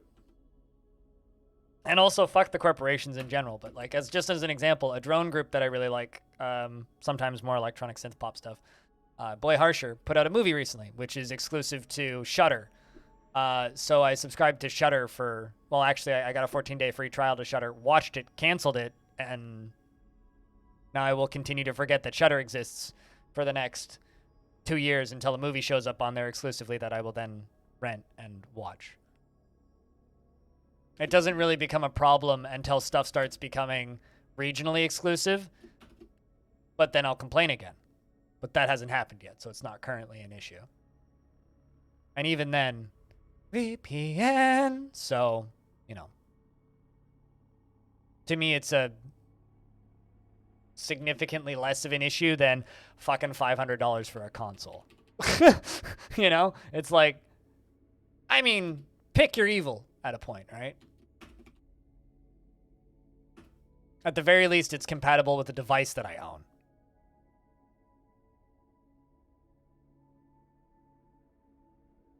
Sure, but you're now stating things that are not an issue, right?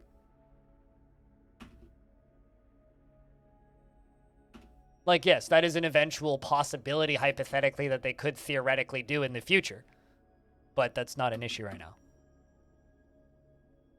You're literally stating something that not a single streaming service has done ever. So, I don't see why that's really a comparable argument. But, you know, you do you.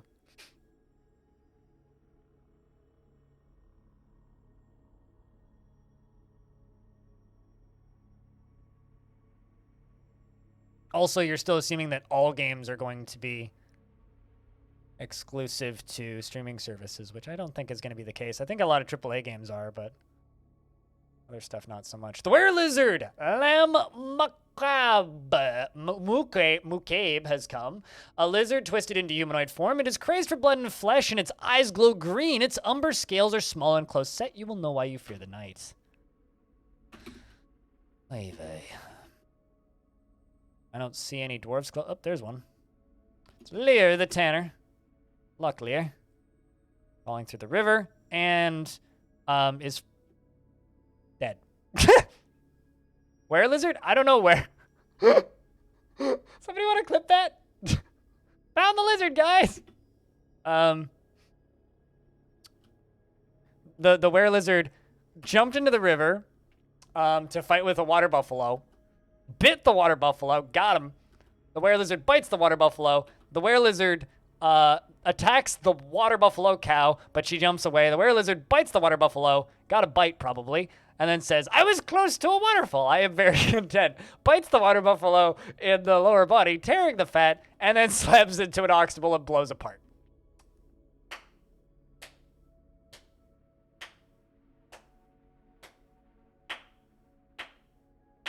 I agree with that. I have that same issue with several TV shows currently, Twitch ups, but right now, the way PC gaming is going, I see that as a very doubtful concern. Like, I don't see that being a concern. I mean, it might be a concern in the future, but that's not a world that we live in. So until that becomes a concern, I'm not going to concern myself with it. I don't particularly like Microsoft running the show, but I also don't particularly like Valve running the show, for whatever it's worth. Like, I don't like any particular company having 100% market dominance over anything. Not a fan of that. Which is why I believe that competition in storefronts is healthy, with the existence of storefronts like Good Old Games, Steam, itch.io, Epic. They should all exist. And me switching storefronts isn't exactly a huge burden on my ability to purchase and enjoy a thing. That being said, you know, if they did say do a minimum 1-year subscription, that is highly doubtful because they want new people coming into the platform. So that is against their own, what's the word? Business sense. Like that would be an illogical way. Like, free trials and cheap first month is the way you get people into an exclusive service, not limiting people's access to it. So I highly doubt they do that, considering Xbox Live literally has never done that, and neither has, like, PlayStation Plus, as an example. Both of those services have never, ever have had a minimum service time to sign up for. So I see that as highly unlikely. I mean, like as an example, Amazon Prime, which is a fucking monopoly, doesn't have minimum 1-year subscriptions. You can just subscribe for a month if you want. So I kind of don't agree with that concern, but, you know, you do you. I see that as very doubtful as something that would happen. That's currently true. Twitch ups? I mean, it's just like, you know, yeah, Microsoft games are all on Game Pass, but they're also all on Steam. Like, they don't really care where you're playing their published products. They just care that you're playing them. I mean, maybe somebody like Sony will have a Xbox Game Pass equivalent that decides to be a bunch of market dicks and just like wreck all of the fun that we're currently having, but I don't consider a different launcher to be exclusivity that I'm concerned about. Like, at all. I mean, it's certainly a concern if, like, let's just say a certain launcher doesn't run on Linux. That's a concern. That sucks. Or if a certain launcher doesn't work on Mac, that sucks, and that's a concern. But outside of that, it's like, for me personally, not an issue. I have, just looking at my hotbar here, I have itch.io, I have Good Old Games, GOG Galaxy, I have Xbox Game Pass, I have Steam, excuse me, I have Epic, that's 5, just sitting on my hotbar. I'm sure there'll be more. There's also Cryvito, which nobody fucking talks about. Like, there's many competing marketplaces with Steam, and there will be more in the future. I don't consider that to be exclusivity that I worry about. So much clutter? Just launch all your games through Steam. Steam will let you do that. Launch all your games through Good Old Games Galaxy. They'll let you do that. It's not a concern that I have. Put all the icons on your desktop and just play them that way. You really, like, desktop clutter is not a concern to me. $500 for a console and $1,000 for a TV is. Because I think NFTs are the biggest fucking cancer to happen in video games in a very long time, and I don't use that word lightly. Let's commodify literally every part of a game, because that's, you know, good for people. I know that you're just jesting, but I don't take that as a joke. Like, that is like, hey, let's destroy games. Let's destroy everything that you love about games. NFT is you have a spouse, and every time and everyone has sex with them, you've got the marriage certificate. Pretty much. Well, I mean, some people have healthy, open relationships, and that's totally fine. But my favorite, well,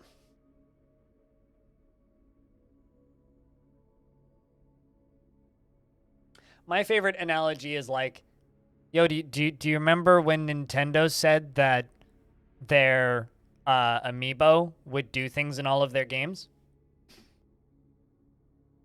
Now you just have a bunch of plastic tat on your shelf. Some amiibo do some things in some of their games.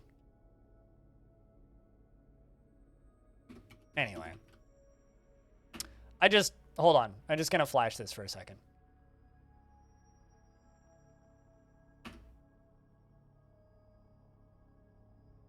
Dude, I mean, they immediately canceled that, but yes, I heard about what the Stalker devs did and then immediately canceled.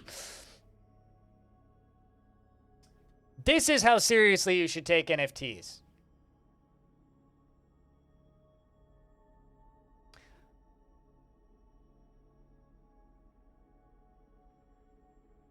I mean, let's see. Team 17 did the same thing, Legacy of Mar, where they were like, hey, guys, you like worms? You want worms NFTs? And everyone was like, no. And then half the people that they work with that they publish the games for were like, we don't want you to publish our games now. And they were like, actually, how about we don't do NFTs? And everybody else in the world was like, yeah, that's about right.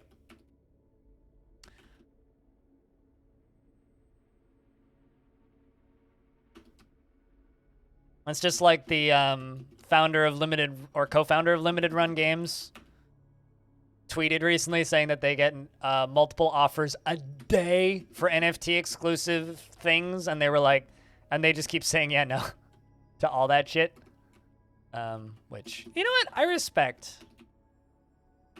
And people are just like, hey, you guys want to be scummy? And they're like, nah. Just like, well, you know what's great, actually, is people gave those very fine folks over at No Fungus Toenails. People gave the fine folks over at GameStop a whole lot of money with meme stocks, which they then sold and cashed out a lot of cash. You know what they're wasting $100 million on is an NFT marketplace. So you know what? At the very least, they're putting that money to good use. Anyway, it's funny because like I like crypto. I think that cryptocurrency is a fascinating technology that has a lot of interesting potential uses. But what I will just say over and over and over and over and over again is, you know, NFTs have been in vogue for about a year and a half now and have existed since 2017, really. And the only thing that we've gotten out of them is shitty Second Life clone or shitty VR chat clones and profile pictures. Also, YouTube is claiming that they want NFTs to be a new source of creator revenue.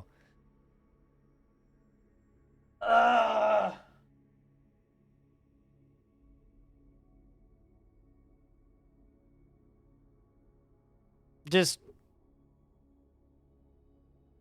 fuck. That's all I have to say. If you want to support me and the shenanigans I do, I have a Patreon, which is a company that has stated that they're not interested in working with NFTs. They thought about it for a minute, but they haven't. And if YouTube, you know, turns on NFT stuff, I will have to look into some way of not making money through YouTube, because I might consider like turning off ads on YouTube if they do that, because I don't want them to make money off of me. For that shit. Because of NFTs? I like lost track of what Kickstarter was doing. Are they actually like doing NFT shit, or are they just like, what's the word? There's too many trees here that wagons can't get here. I need to like build a road. Patreon floated the idea and then said, maybe not, was about how that went. They literally were like, how do creators feel about NFTs? Let's have a conversation. And then creators were like widely, no. Or anyway, the hard majority was like, no. And then they were like, all right, maybe we don't do that.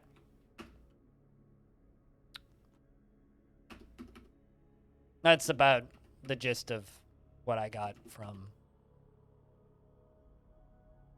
Patreon's take on NFT. Secret entrance? It's more like this main entrance takes way too fucking long for my dwarves to get in and out of, so we have a artifact door here. So, it's much more efficient. Secret tunnel, secret tunnel.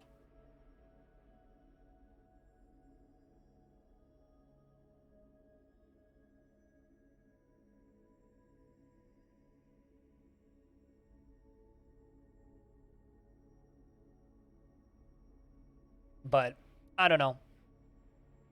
You guys know me, and you guys know the games I play, and that should make my stance on this shit pretty clear. I consider myself to be a very big fan of the franchise Trackmania. I love Trackmania. You want to know what Ubisoft did right around the time it was time for my Trackmania subscription to lapse? They put NFTs in one of their games. And now they're defending it. When they decide to stop that, I'll play more Trackmania. Till then, I'll stick with my free account. Anyway, I am your Lazen from now. Gnomes, let's discuss situation, yada yada. Let's news. Bring us metal, plus. No. I wouldn't. I would consider myself somebody who plays those games on and off. I don't like branding myself like that. No. All right. And there's a maze. Me like.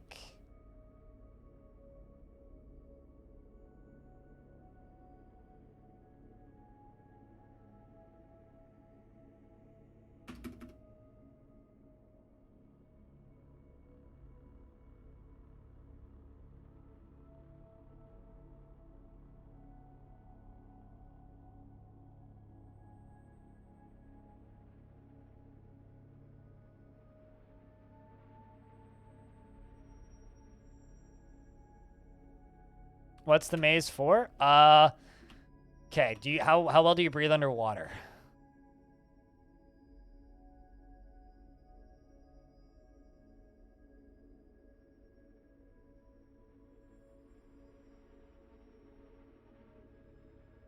Well, good for you, because then you'll survive what that maze is gonna do.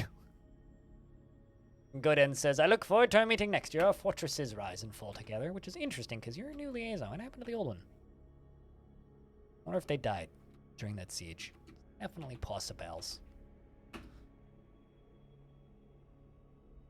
Also a weaponsmith. Well, ain't that interesting?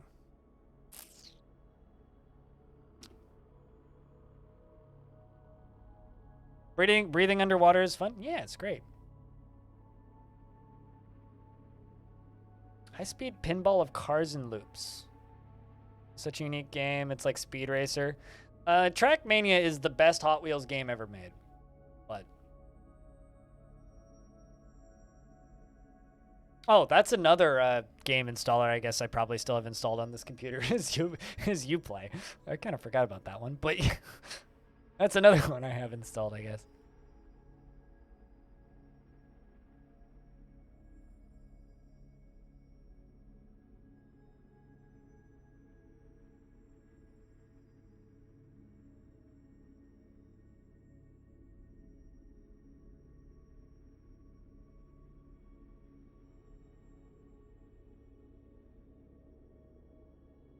Speaking of companies that don't really deserve your money.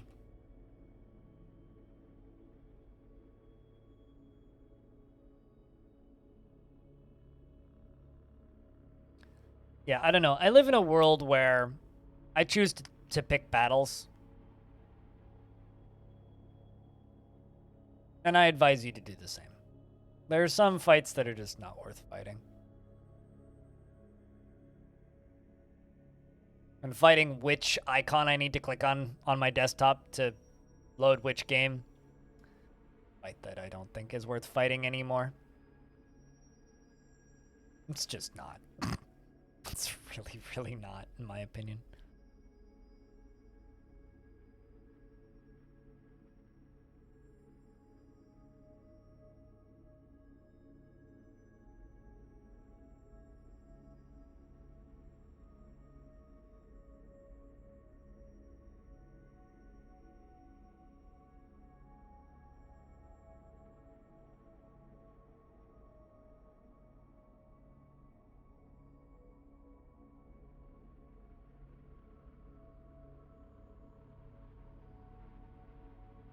Runs all the way over here, goes back. Almost there. Almost there. I've got so many miners and so many masons. Oh my god.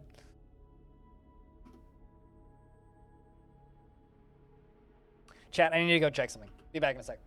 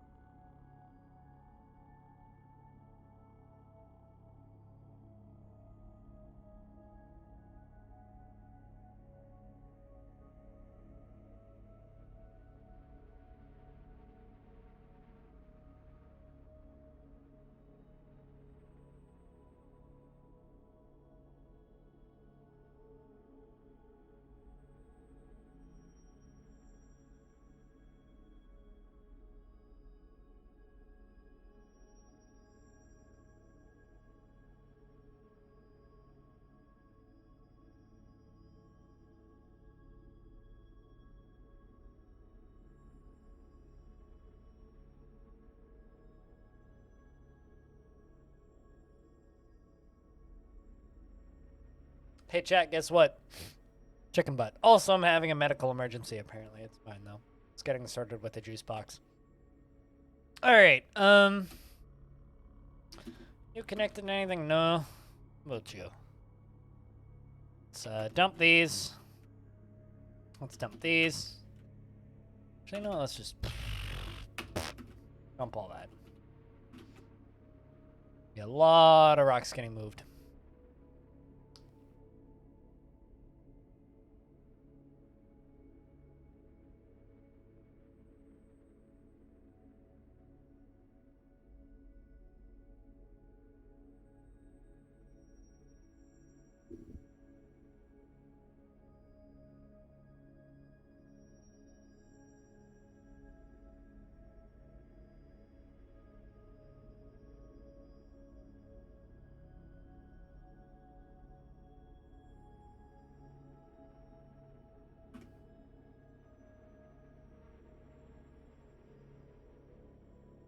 You know, if I hadn't dedicated to smoothing all of these, this would be done so much quicker. And removing all of these boulders. It's like my biggest curse in Dwarf. I always have this bloody bad habit of just, like, overcommitting to making things look pretty.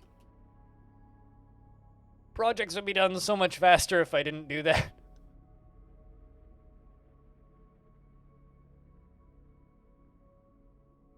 Merchants are leaving? That's fine.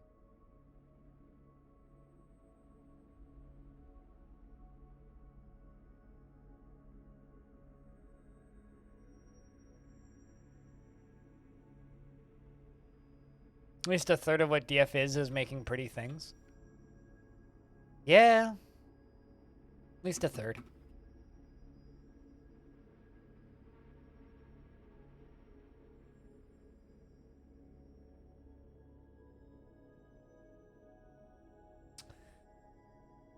You know, the next time I have Tarn Adams on the stream, I do need to ask him about when we're going to get Dwarf Fortress on the blockchain, just because it's such a dumb question to ask, and I just want to hear what his response would be.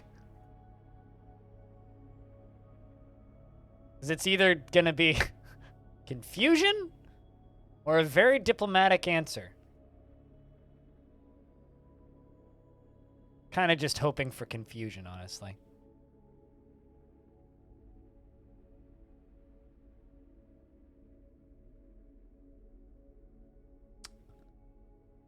How are these dwarves feeling? Bored? How's your clothing? Bad? Yeah, this checks out.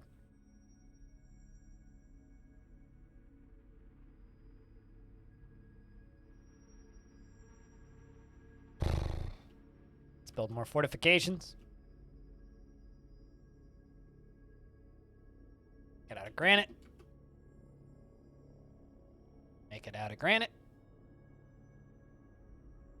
Hey, Navy. The feature's coming right after power armor. Right after tac nukes, right? Because it's tactical nukes, power armor, dwarves on the blockchain. I think is the exact order of operations.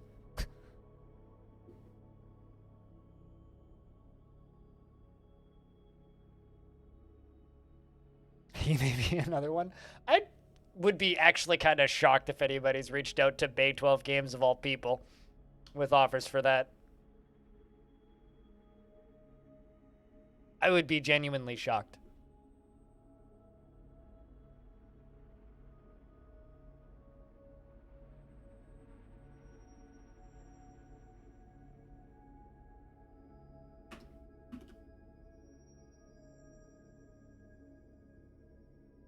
What you been up to, though, Navy? Your dwarf made an artifact. I screenshotted it. And, you know what happened after that? Game crashed. Lost it. Just weeks before in-game autosave. Big bummer, but is what it is. I mean, I already joked about minting NFT world seeds. But, is what it is. Don't do that. I've joked about that many times. The funniest part about that is it's absolutely a plausible thing that one could do.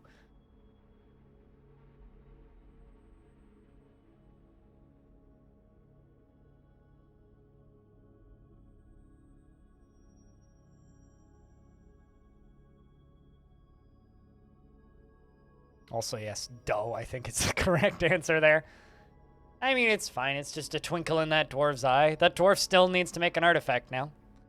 Well, they'll get to it, I'm sure. Speaking of getting to it, Hop Man was withdrawn from society. Carpenter. I wonder if they're a brute.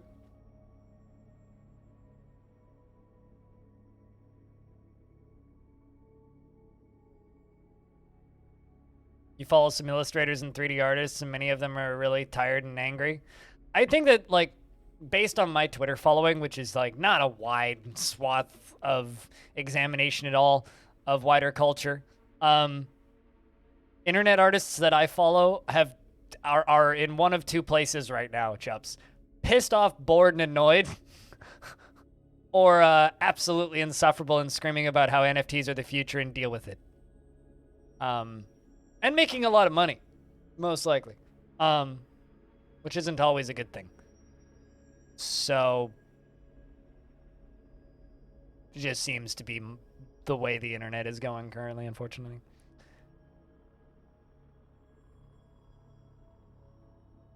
Designer studios think NFTs are all the beef right now. Is all the beef a good thing or a bad thing?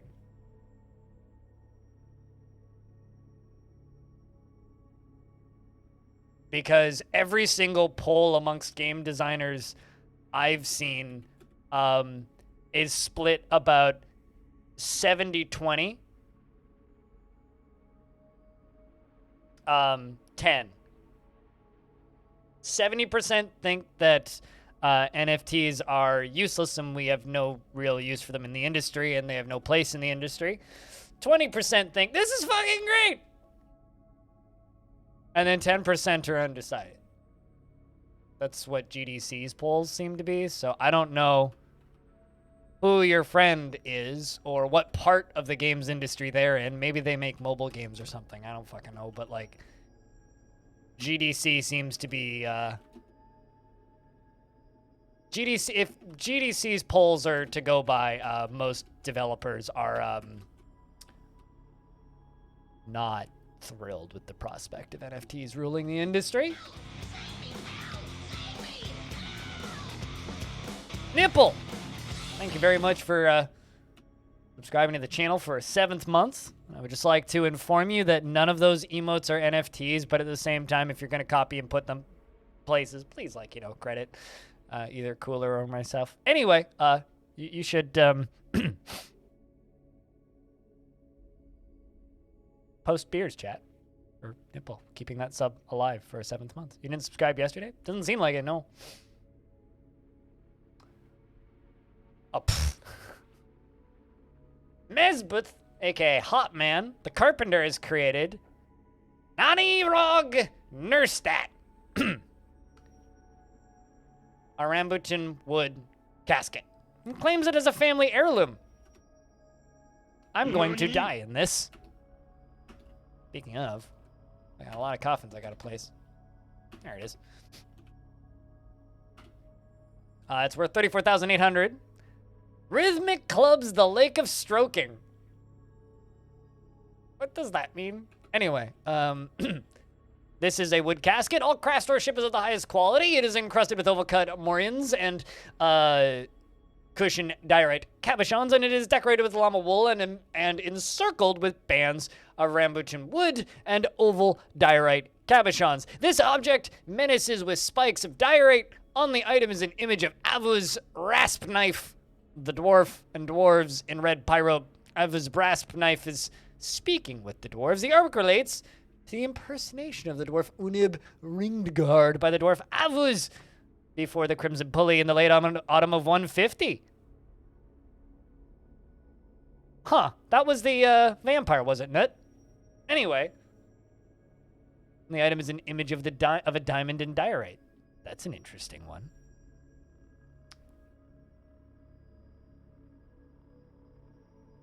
Oh, come on. What did I say? Did I say something dumb?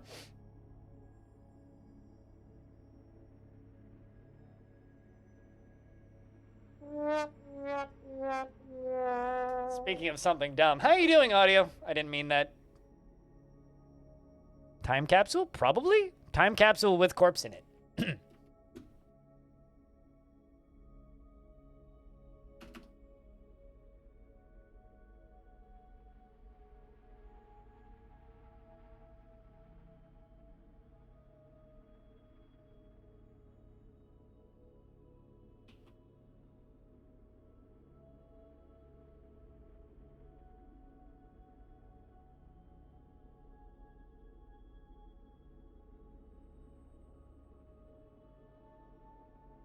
It should be hers.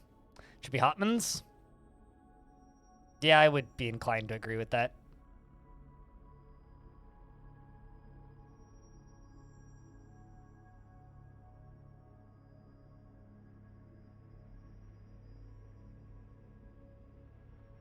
There's Hotman. Hotman is now dead, going to be, Hotman is now dead. Hotman is going to be buried in that coffin when needed.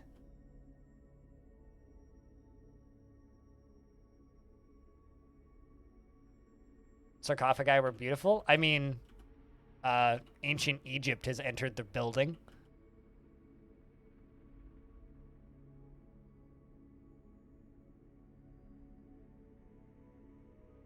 You're okay? Got to start a load of laundry here at the hotel and being lazy about it. Where are you at in the world right now, if I can ask? Oh, I have a giraffe that has just given birth to more giraffe. Well, I can slaughter the giraffe calf. That's a weird sentence. Did giraffe not need to be, pastured?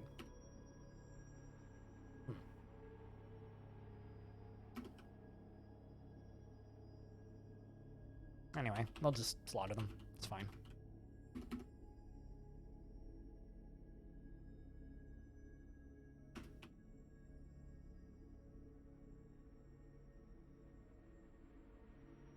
Also, I just caught an ostrich.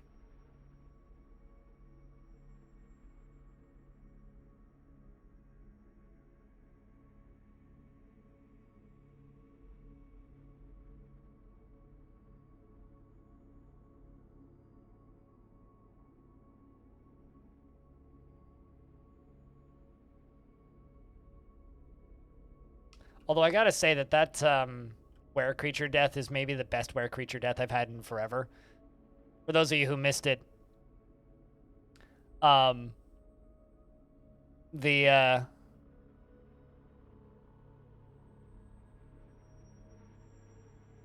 those of you who missed it, we had a were creature try and fight with a dwarf, dodge the dwarf, fall in the river, and get flooded over the waterfall and go with splat. It was kind of great. Which means Source works on Switch. Portal and Portal 2 on Switch? Huh. How much are they charging for those, if I can ask? That's interesting. I would not want to play Portal on a Switch, but then again, I also wouldn't want to play Portal on a controller, like, at all. So, but that's neat. Not announced? Oh, so it's not out yet. They announced that they're putting it on the Switch, is what you're saying.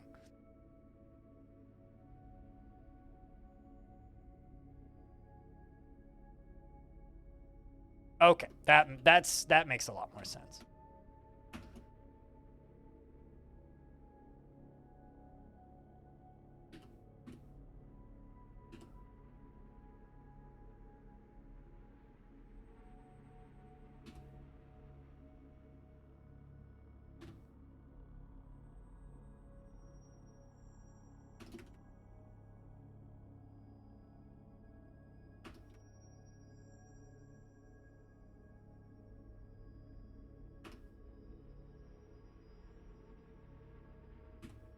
We're getting there.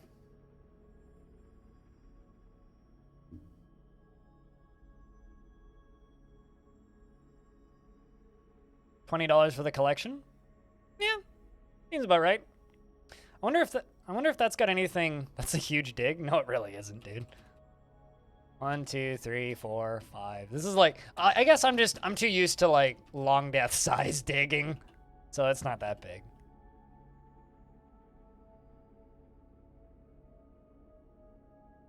I mean, they call it Nintendo tax for a reason. Frog. Wave depletion. The Hammer Lord has bestowed the name Stilbathamash upon a silver warhammer. That's cool.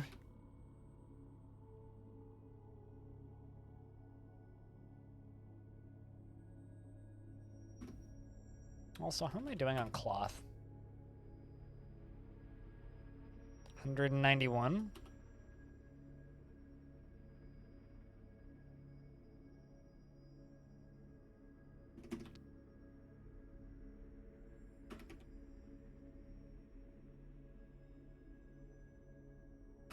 We wave depletion, then went and named their shield.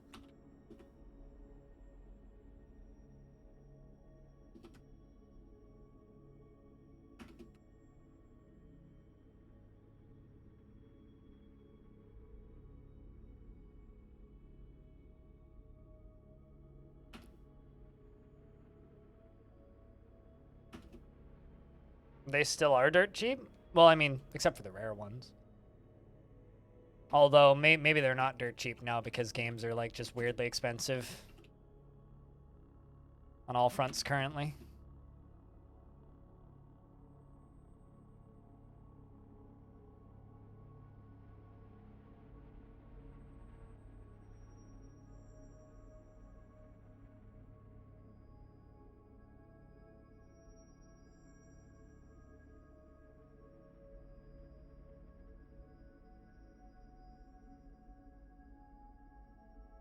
$3 per on Steam is better. Oh, of course. I mean, but like Nintendo takes a large percentage of games on Switch, right? So Valve is probably like doing what most indie games do, which is cut their losses. Actually, hold on. I need to look up. How much does Nintendo take from developers?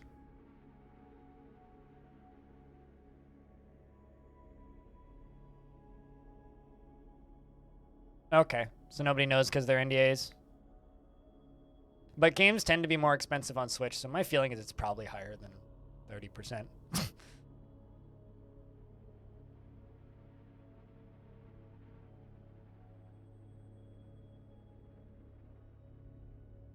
I mean, good for you. Those games are good, Frog. I kind of hate the Wii just because I hate its primary control scheme. It's just not a control scheme I enjoy interacting with at all.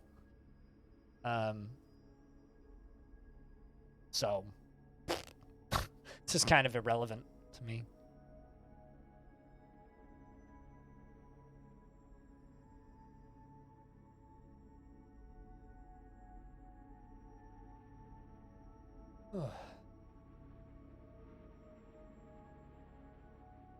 You had your old PSP and you really like the idea of a portable console, but the Switch and its games are too expensive for you? I love the idea of a portable console, which is why I bought a Playdate, and I'm considering buying an Arduboy. Arduboy being this.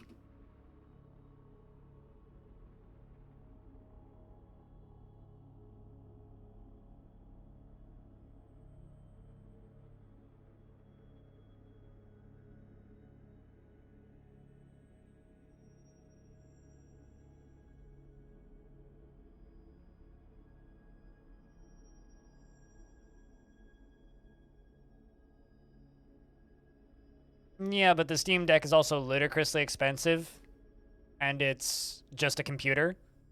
It's a different market. I genuinely believe that. What's my goal with this fortress? Still kind of loose at this point. Largely exploratory. We're trying to help this faction that's currently locked up here expand out into this lower valley down here, for the purpose of being able to run adventurers and artifacts between the faction.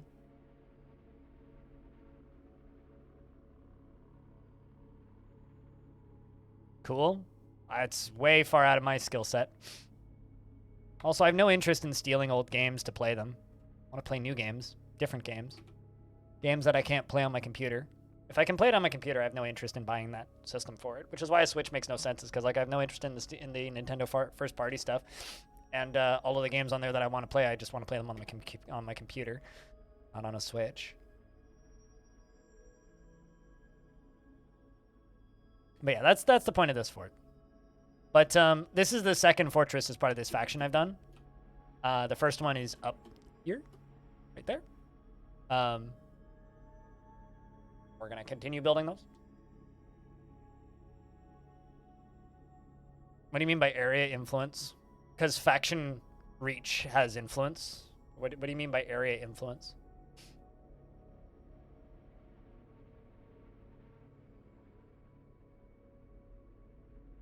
Everything has like control over the surrounding vicinity, if that's what you're saying.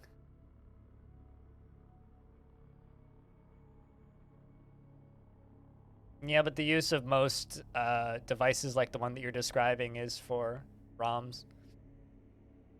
And find me somebody who actually owns all of the ROMs that they play on their ROM devices.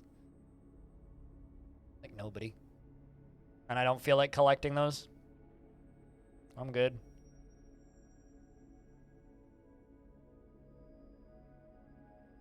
That Ardew Boy is cheaper than I expected. They are very cheap.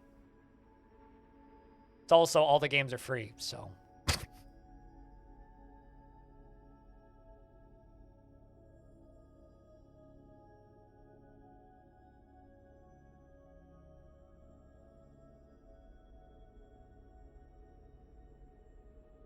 You know one person who owns all of their ROMs? Well, I mean, pretty good.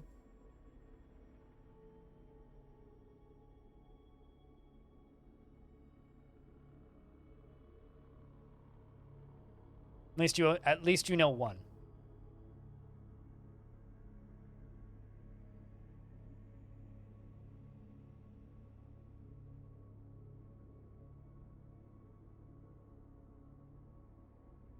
It's not you. Yeah, well, I mean, it takes a lot of space to be able to collect that much physical media. I own every single ROM I have. Yeah, that's like, you know, this is one of the streams that you've seen.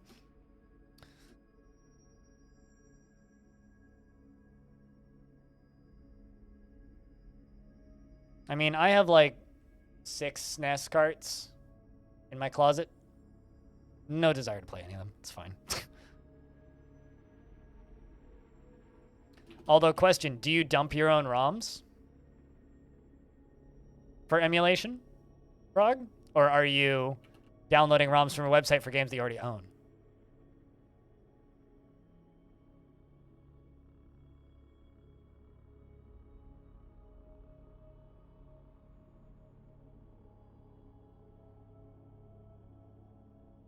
Because in the legal eyes, that's still a no-no. You have a friend with custom hardware? I mean, you could buy a ROM dumper online. Like, they're not expensive, but...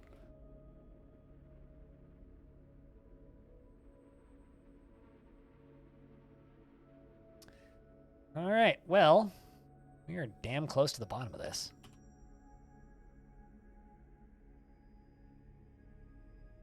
Question is, do I want to remove all of these boulders or nah? Kinda nah. I think I'm just gonna hide all the ones at the bottom of this.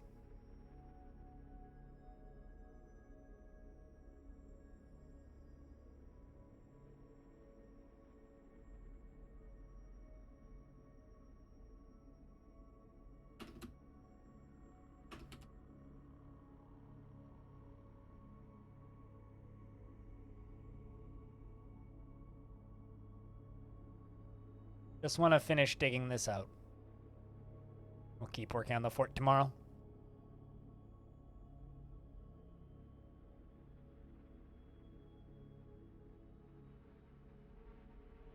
Hey, getting emails that all the podcasts I listen to are updating. Tuesday and Wednesday are the 2 best days of the week outside of like my days off, obviously. And that's because those are the days that all the podcasts I listen to update. It's like, yay, I have stuff to listen to. Don't have to be like lonely and stuck in my head all night. Hallelujah. I can have other people talking in my head. How often do I stream? I don't stream on Mondays and Fridays outside of special occasions. But I stream 5 days a week outside of that. I recently took a couple days off for brain being stupid reasons. If you want to get an idea of how much I stream, though, most of my stream stuff works its way onto this YouTube channel in VOD format. So you can get an idea of the volume that I stream on there. But I also edit and host this podcast. My YouTube channel also has some stuff that's not stream related. I do edited interviews with developers and also live interviews. As an example, I've had Tarn Adams, who's the programmer and designer of this game, on the stream 6 times, which I realized recently. What's the podcast for? Mostly about video games. Just launched. Indie games and a lot of accessibility talk. Ooh, a second Forgotten Beast. I haven't gotten around to fighting the first one yet. Forgotten Beast Ricot has come. A towering stegosaurid with external ribs. It has wings of stretched skin, and it is slavering. Its lavender scales are oval-shaped and set far apart. Beware its deadly blood. Are you on the same level as that hummingbird? Actually, no. Hold up. Where's the other one? Oh. Ooh, don't know where the other one is. Okay. Maybe it dead? Is it dead?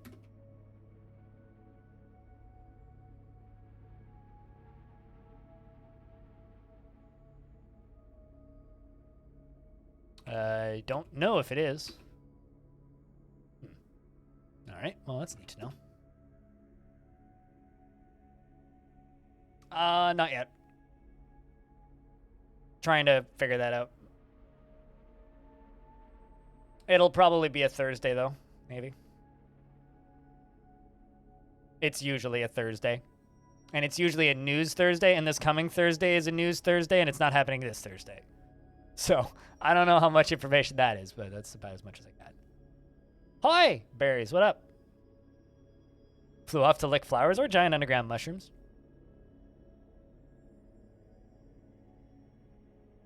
So if it happens in the next 2 weeks, it would probably be somewhere around the 25th or the 11th next month. Vibin'? Hell yeah.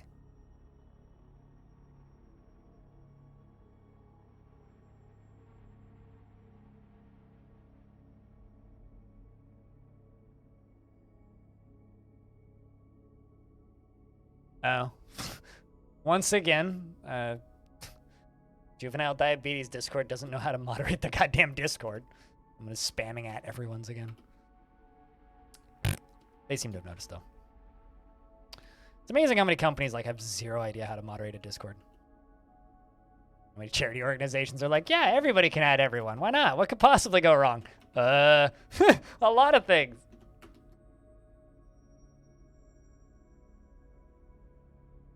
Vibin'? Hell yeah.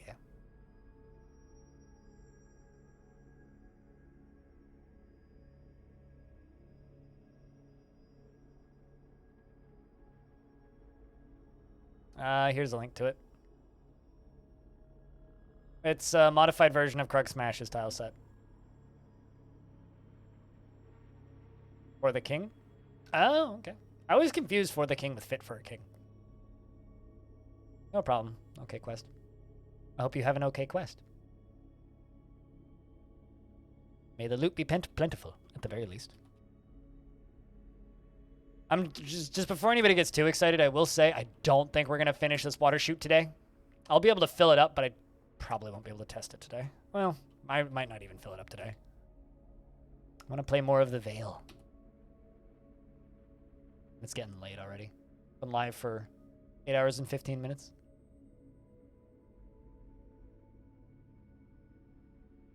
But that's good, berries.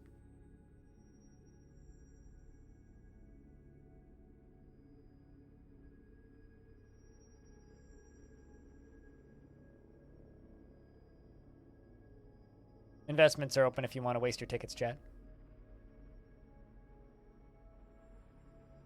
You forgot to buy Greek yogurt while you were out. That's the worst when you're like meaning to buy a specific thing and then you forget to buy it while you're out. And then you come back and you're like, damn it! The worst feel. Hate it.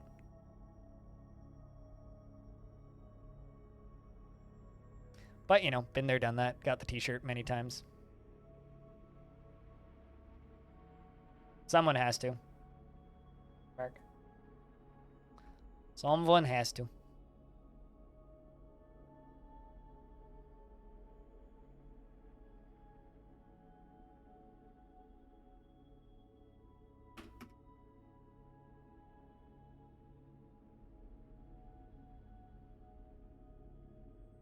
Well, at least they're getting done with this. So that lower area down here that needs to be cleaned out still.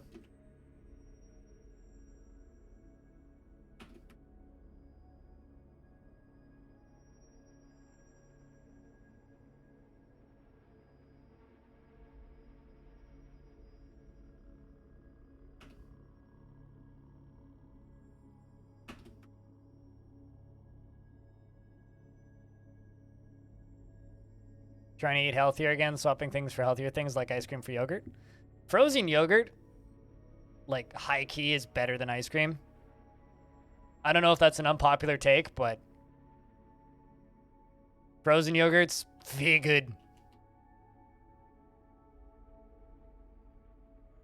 Although I actually have like this vegan frozen ice cream things that I buy that I think are better than ice cream. I don't know what the fuck they put in them. It's like cashew ice cream or something. But they're kind of expensive, but holy shit, they good. Chips and chocolate cravings? Take a potato, slice it real thin, put it in your oven, bake them, toss in salt. Crunchy. That's how I deal with them. I don't know if that's a total solution for your particular cravings, but that's how I deal with them. Why is that everybody's favorite factoid of the week? That's the third time I've been told that about cashews this week.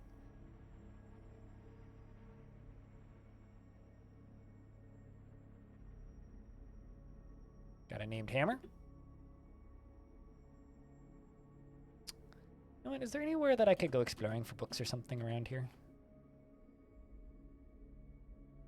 First the Abbot, then the World, and Untitled. Send the dwarves to go on any adventure. Go bring us stuff. Also, speaking of you, is this dwarf just completely insane? Yep, pretty much. How long have you been in prison? Well, he's got no sentence pending, so a long time, I gather. I like that my tavern just has a crazy guy that lives in the stockpile.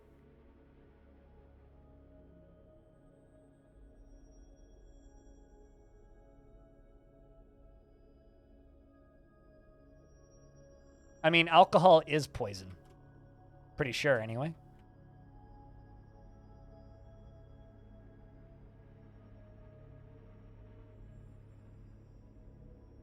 So, I mean, saying that they make poison from the cashew apple is not exactly wrong. Based on that hypothesis.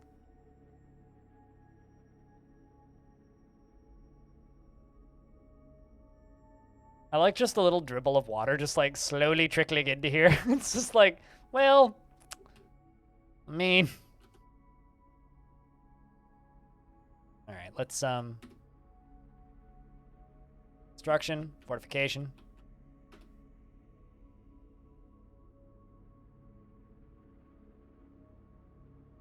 It's flooring.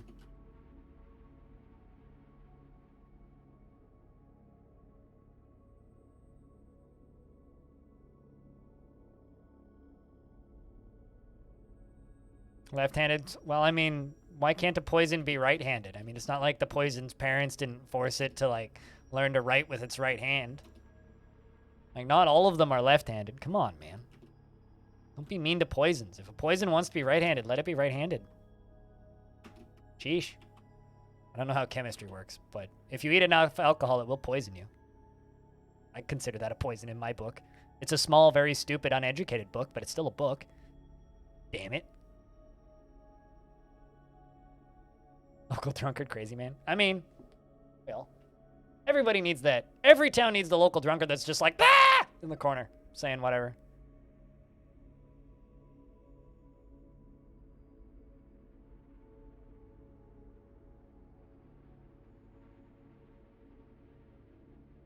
Well, then Cashew didn't know.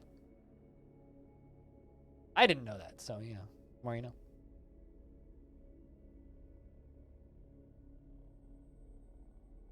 Also, man, living here right now is like anxiety inducing because holy shit, local politics are exploding with obnoxious bullshit.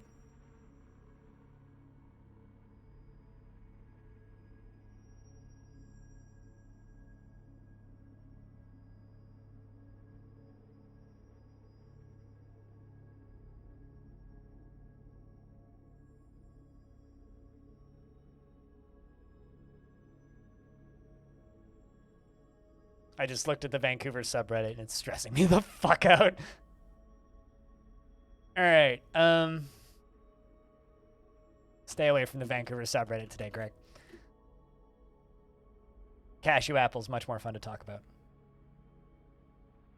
You don't want me to cashew outside, boy? Yeah, exactly. There you go. It's just like, that's the sound that you make when you're eating a cashew apple. You don't make me cashew outside, boy.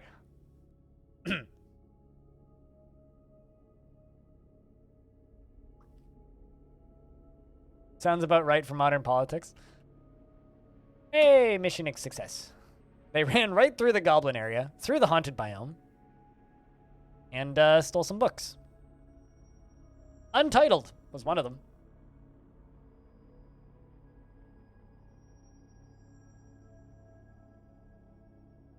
Which one, Frogfire? We have a couple in this stream usually.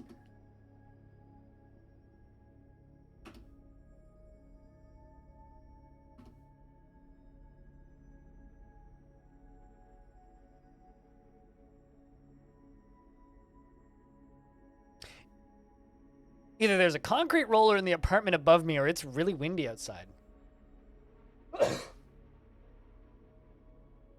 I think it's really windy outside.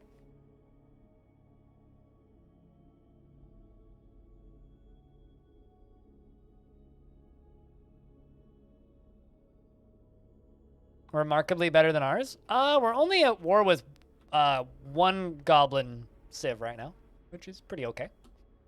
Outside of that, like, been a while since we elected a mayor. The last mayor died, tried to punch a bunch of trolls and fell into the river, and his body's still down there probably.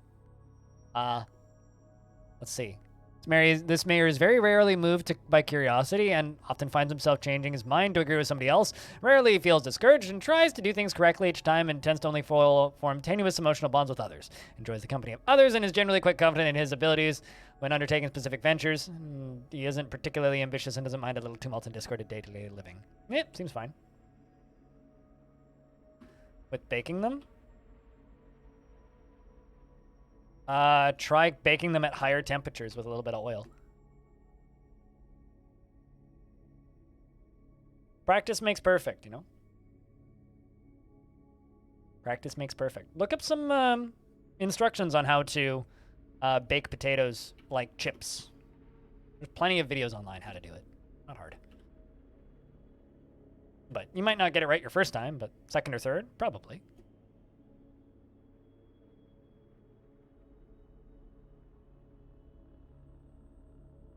Don't drench. Toss.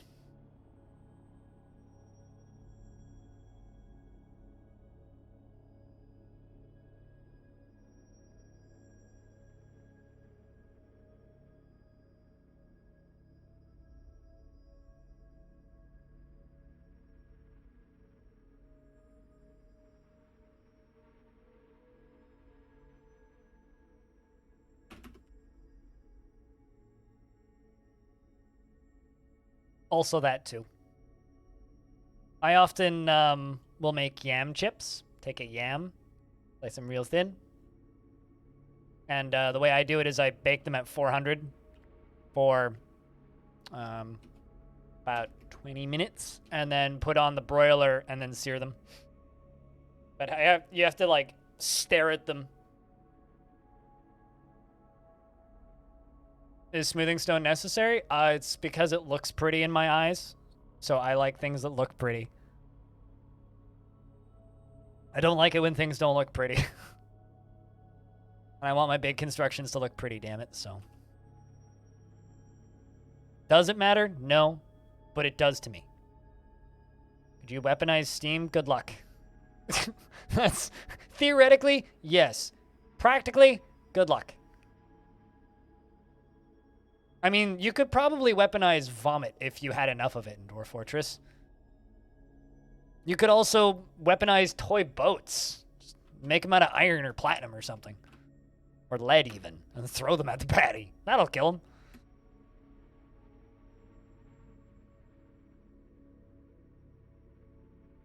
The problem is you don't get enough steam for long enough. There's no real way of, like, boiling water in Dwarf Fortress currently.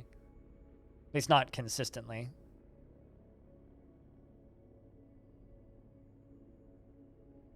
Now, if we take Gabe Newell and throw him at somebody, that's probably a pretty effective method of weaponizing steam. I wouldn't want to get hit by a wild Gabe Newell.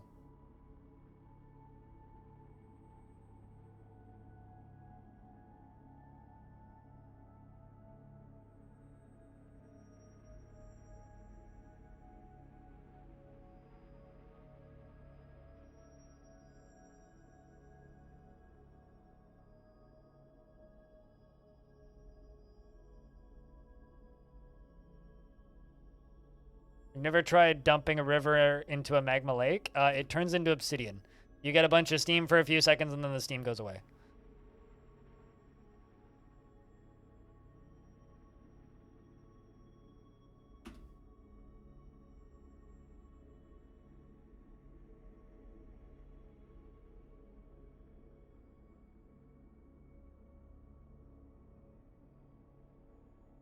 Gibbon talk? I mean, it's called many things, probably. Speaking of Gabe Newell, is he still in New Zealand? Because I know that he was, like, at some sort of developers conference thingy, and then the pandemic happened, and he was just in New Zealand when that happened, and then was just like, I guess I'm just gonna, like, live in New Zealand now. Imagine having so much money that, like, a pandemic happens and your home country's kind of fucked, so you just immigrate into the country that you're in and buy a house. Imagine living that life, because I can't.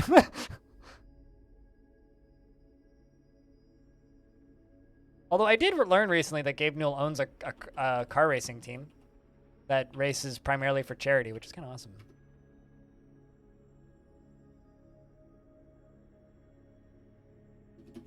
I'm going to just remove all this dump. All right, so something died here. What is it?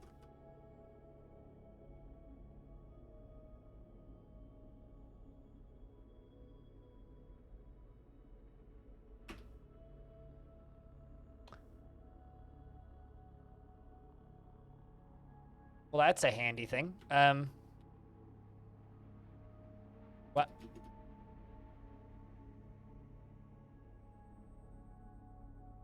Somebody got their hand chopped off, I think?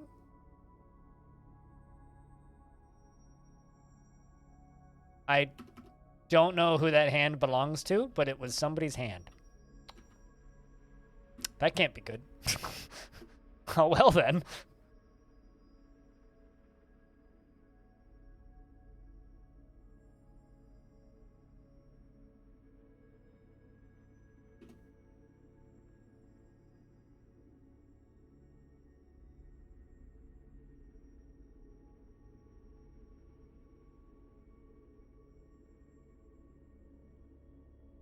I don't know that you'd want to stay in New Zealand for long with how expensive everything is.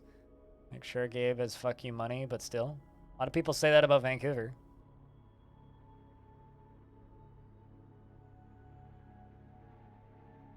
I ain't leaving and I don't have fuck you money. I have the opposite. Whatever that is.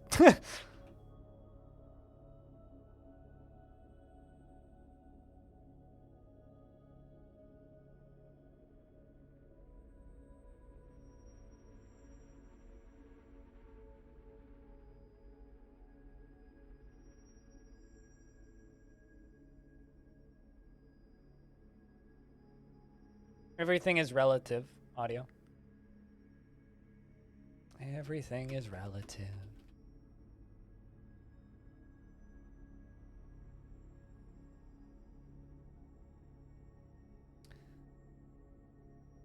Is get fucked money?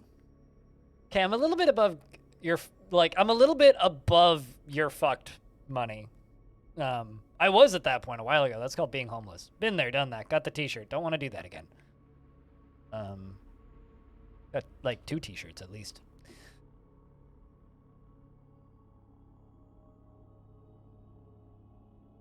I think it's less of a get fucked money. It's more of a haha get fucked money.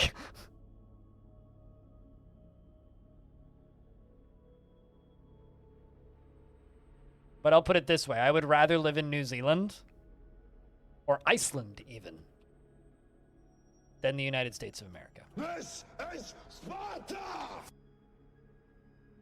Although I'd rather live in the United States of America than ancient Sparta because that place seemed kind of shitty. Also, thanks for the $3.50 audio. Cheers, man. Someone just knocked on my door very lightly. Hold up.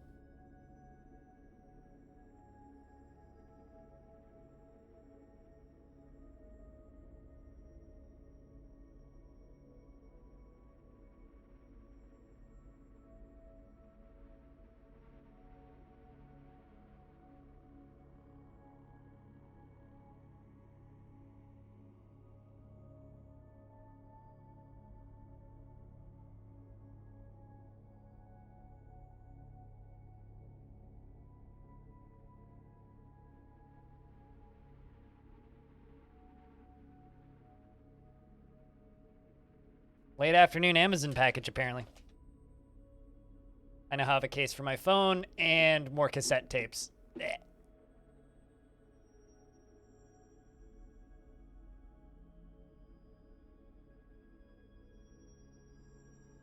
Figured I should buy a case for my phone before I kill it while hiking.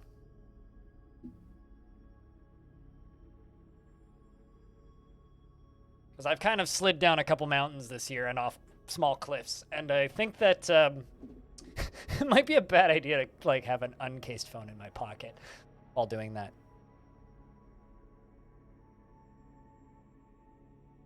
So, bought a phone case and a bunch of 90-minute cassette tapes.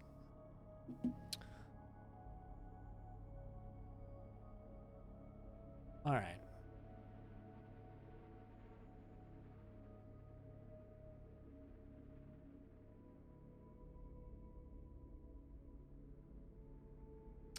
Anyway, this is the last layer we need for this. Fuck you out of that.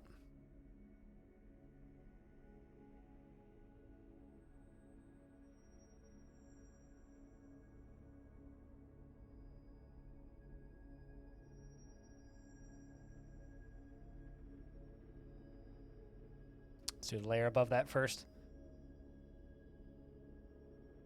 But seriously, audio, thanks for the $3.50. Cheers, man.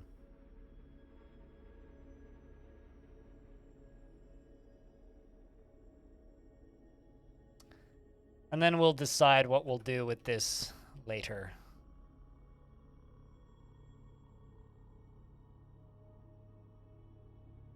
Oh, that's why that bridge keeps getting canceled, is because of the fucking thingy in the way.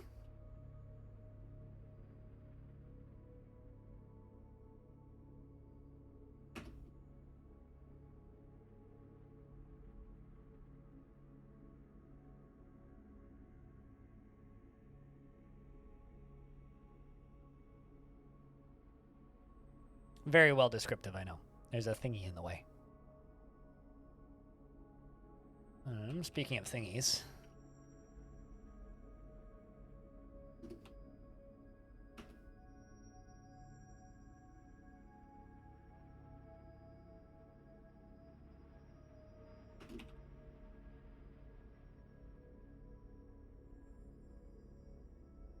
Although let's actually like keep these there.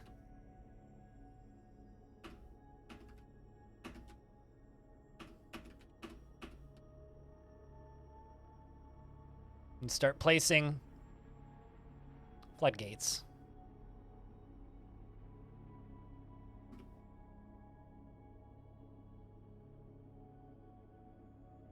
Then once they're done digging out that bottom layer down there,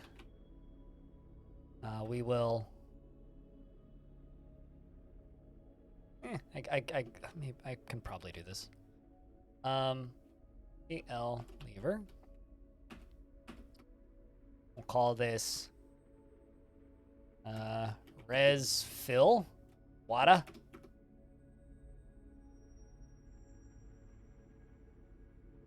Oop, Rhinestone has become possessed.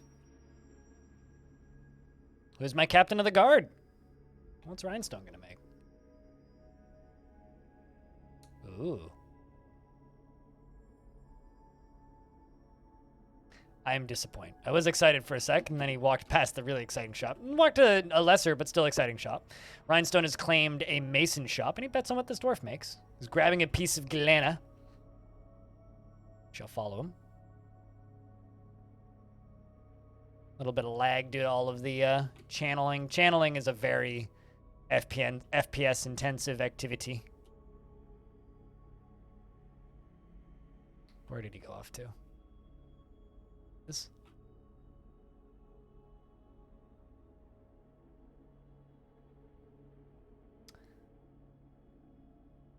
Basically, I'm going to get that reservoir filling, and then we're gonna, or get that reservoir ready to fill tomorrow, and then we're gonna go start playing some of the Veil. We'll play like an hour or two, depending on interest, and when I get hungry. A large part of it. All right, 2 pieces of galena looks like. That's the ore of lead and silver. Going for a 3rd one. Ooh. So this is a mason shop, so it could be a piece of furniture or a building. Any bets on what this dwarf makes? Also, if anybody does have questions about Dwarf Fort, I can probably answer most of them. It's kind of an open statement, not really related to anything. Another bunch of rock blocks.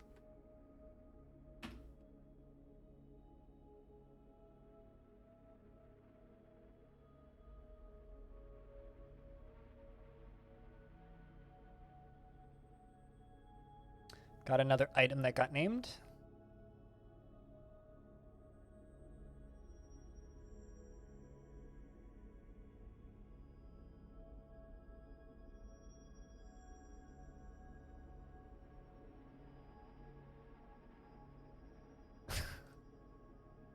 Gonna make a quern? You say that like querns are useless, dude. Literally just 3 pieces of galena ore. Interesting.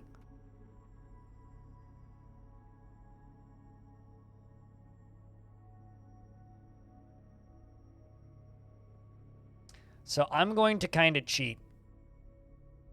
We can come in here and fix this later, potentially. I doubt I will. I'm going to hide everything in here. Do not care.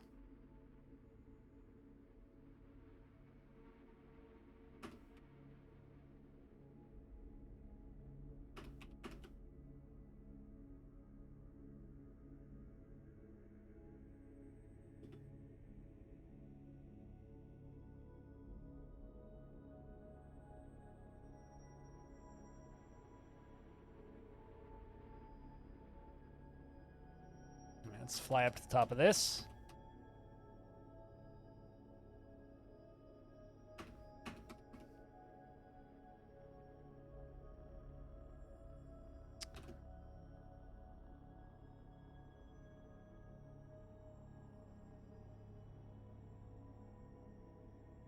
I don't know. Almost nothing in Dwarf Fortress is totally useless.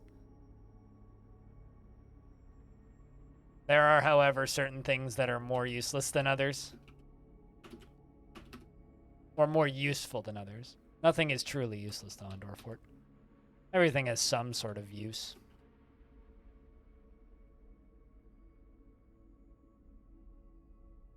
It's more of a question of, do you really want to take the time to...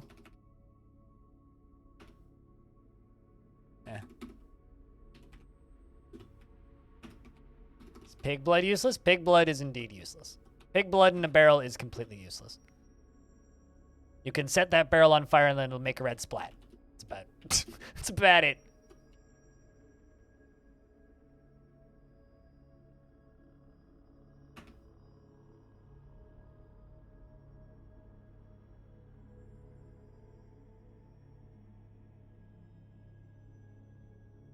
I mean, this thing is filling right now. It's just filling really slowly. Not useless. Dumat Rhinestone, as the captain of the guard, has created Ikmerirad Vakist Emir, a Galena coffin, and claims it as a family heirloom. Rhinestone just built his tomb. And it's worth 24,000 Zathal. This is a Galena coffin. All craft store ship is of the highest quality. It is encrusted with rectangular Galena cabochons and menaces with spikes of Galena. On the item is an image of Descent Jails, the large dagger in Galena.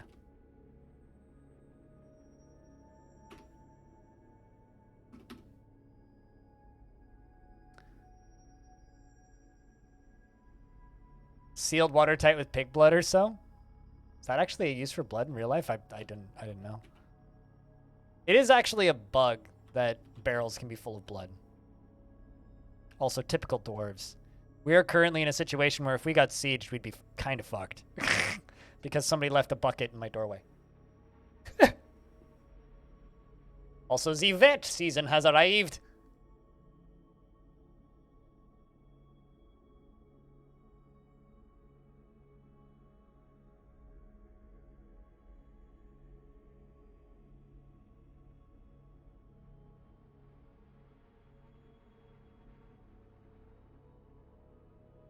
Not sure you could imagine. Well, it's just like Tarn was talking about like urine and like feces in Dwarf Fortress, right? And then was like, could also make tanning way more complicated. And then I learned way more about tanning in like 5 minutes from Tarn just rambling than I ever realized I needed.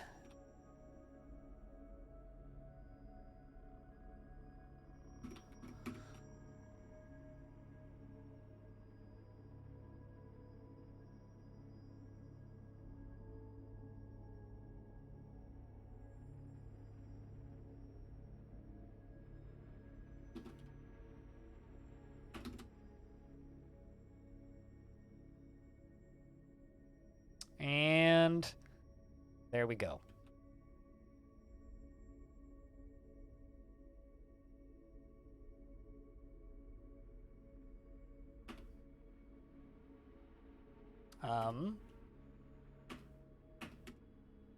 Alright, so we just need those to be filled and then we can fill this fucking thing. Actually, that's not totally true. There's one thing I gotta do first.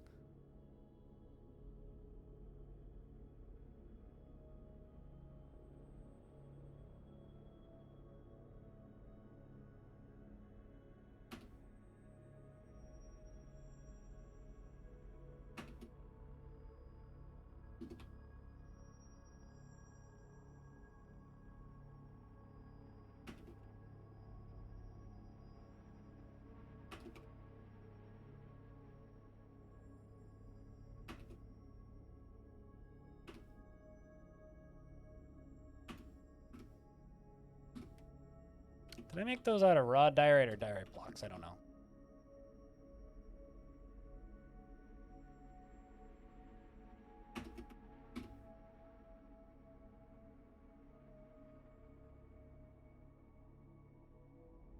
What do you mean by pre-active about their pre-need arrangements?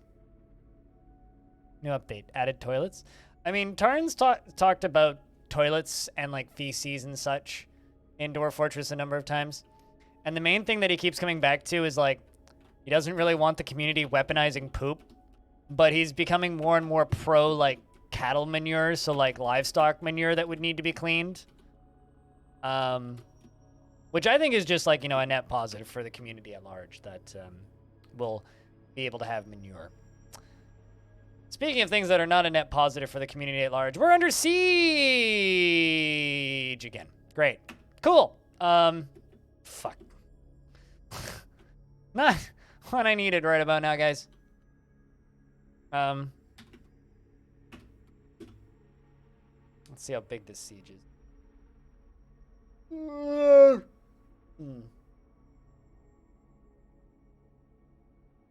Seems to be a lot of trolls and big dogs. Let's shut off those notifications of... There we go. Now the actual siege is arriving. Hey, vey.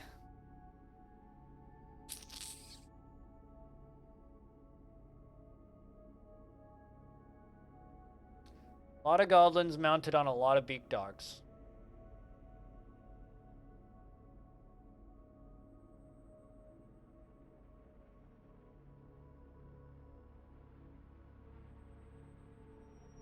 $232. Oh boy.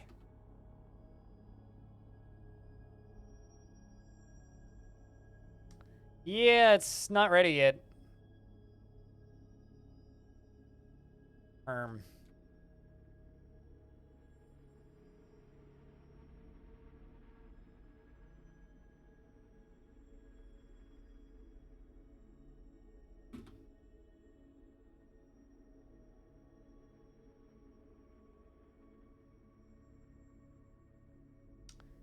Tis not ready yet.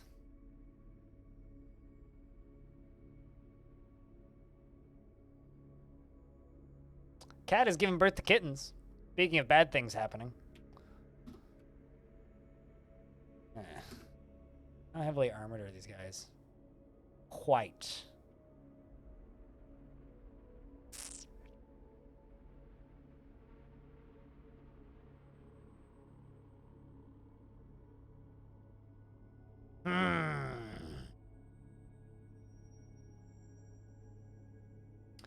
Well, how about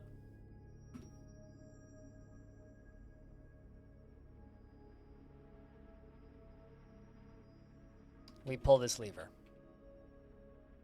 How's that sound, lads?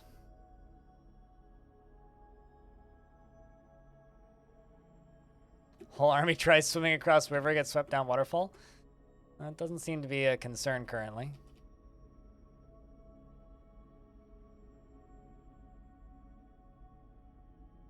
They are currently knocking my tables over, though. Uh-oh. Hot Man's been found.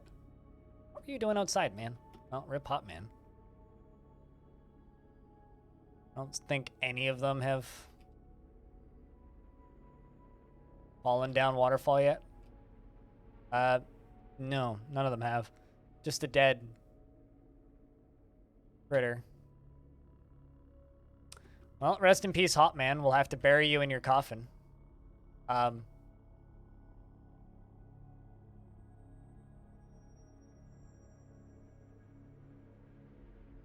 Yeah, I haven't seen any... Conglomerate door is toppled by troll. Where are they?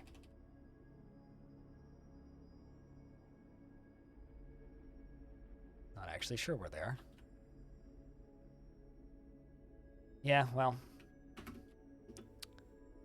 We are sealed in here. So...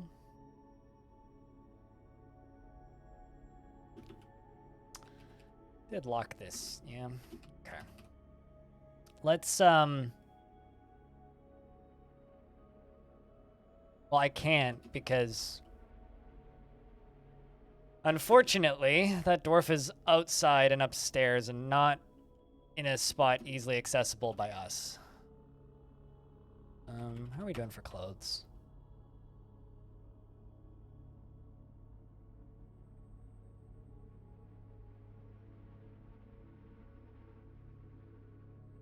Pigtail cloth? Let's just make cloth dress.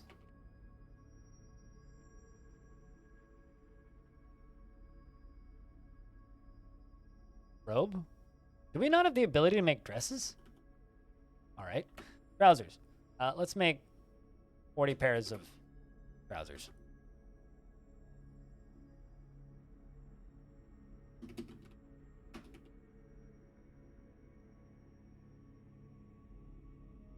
Cool. We do have plant processors.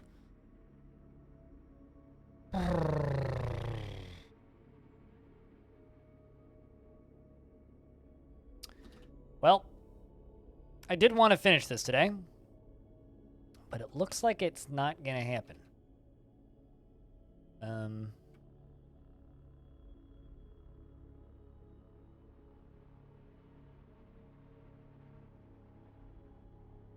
Because that's quite the mosh pit, that.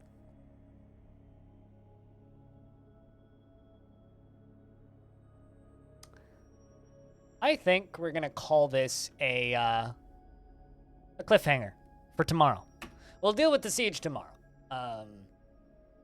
By that, I mean either waiting it out or fighting them or releasing a forgotten beast into their front door or something. But we'll figure it out. We'll deal with that tomorrow. For the remainder of today's stream, we're going to be playing a game that has absolutely no visuals whatsoever. So I'm sure that'll be fun. Or hyper confusing. One of the two. Maybe both. But I'll do my best to kind of catch you guys up as to what's going on. If you are going to go watch another stream now and just want to watch more Dwarfs, let's see if I can recommend anybody. I see Bit101 streaming DF quite a bit. And, yeah, there's two people playing DF right now that are both pretty competent at the video game, if that's what you want. But if you're sticking around, that'd be rad. If you just want to see more of my stuff, there's a link to the YouTube channel, which is full of more Dwarf Fortress than you could reasonably watch in a lifetime, and we'll be doing more of this for it tomorrow. I'm going to go quickly use the restroom, and then we're going to go play some of the Veil. Should be interesting. Actually, let's just get the Veils. I'll go use it. It's easier for everybody.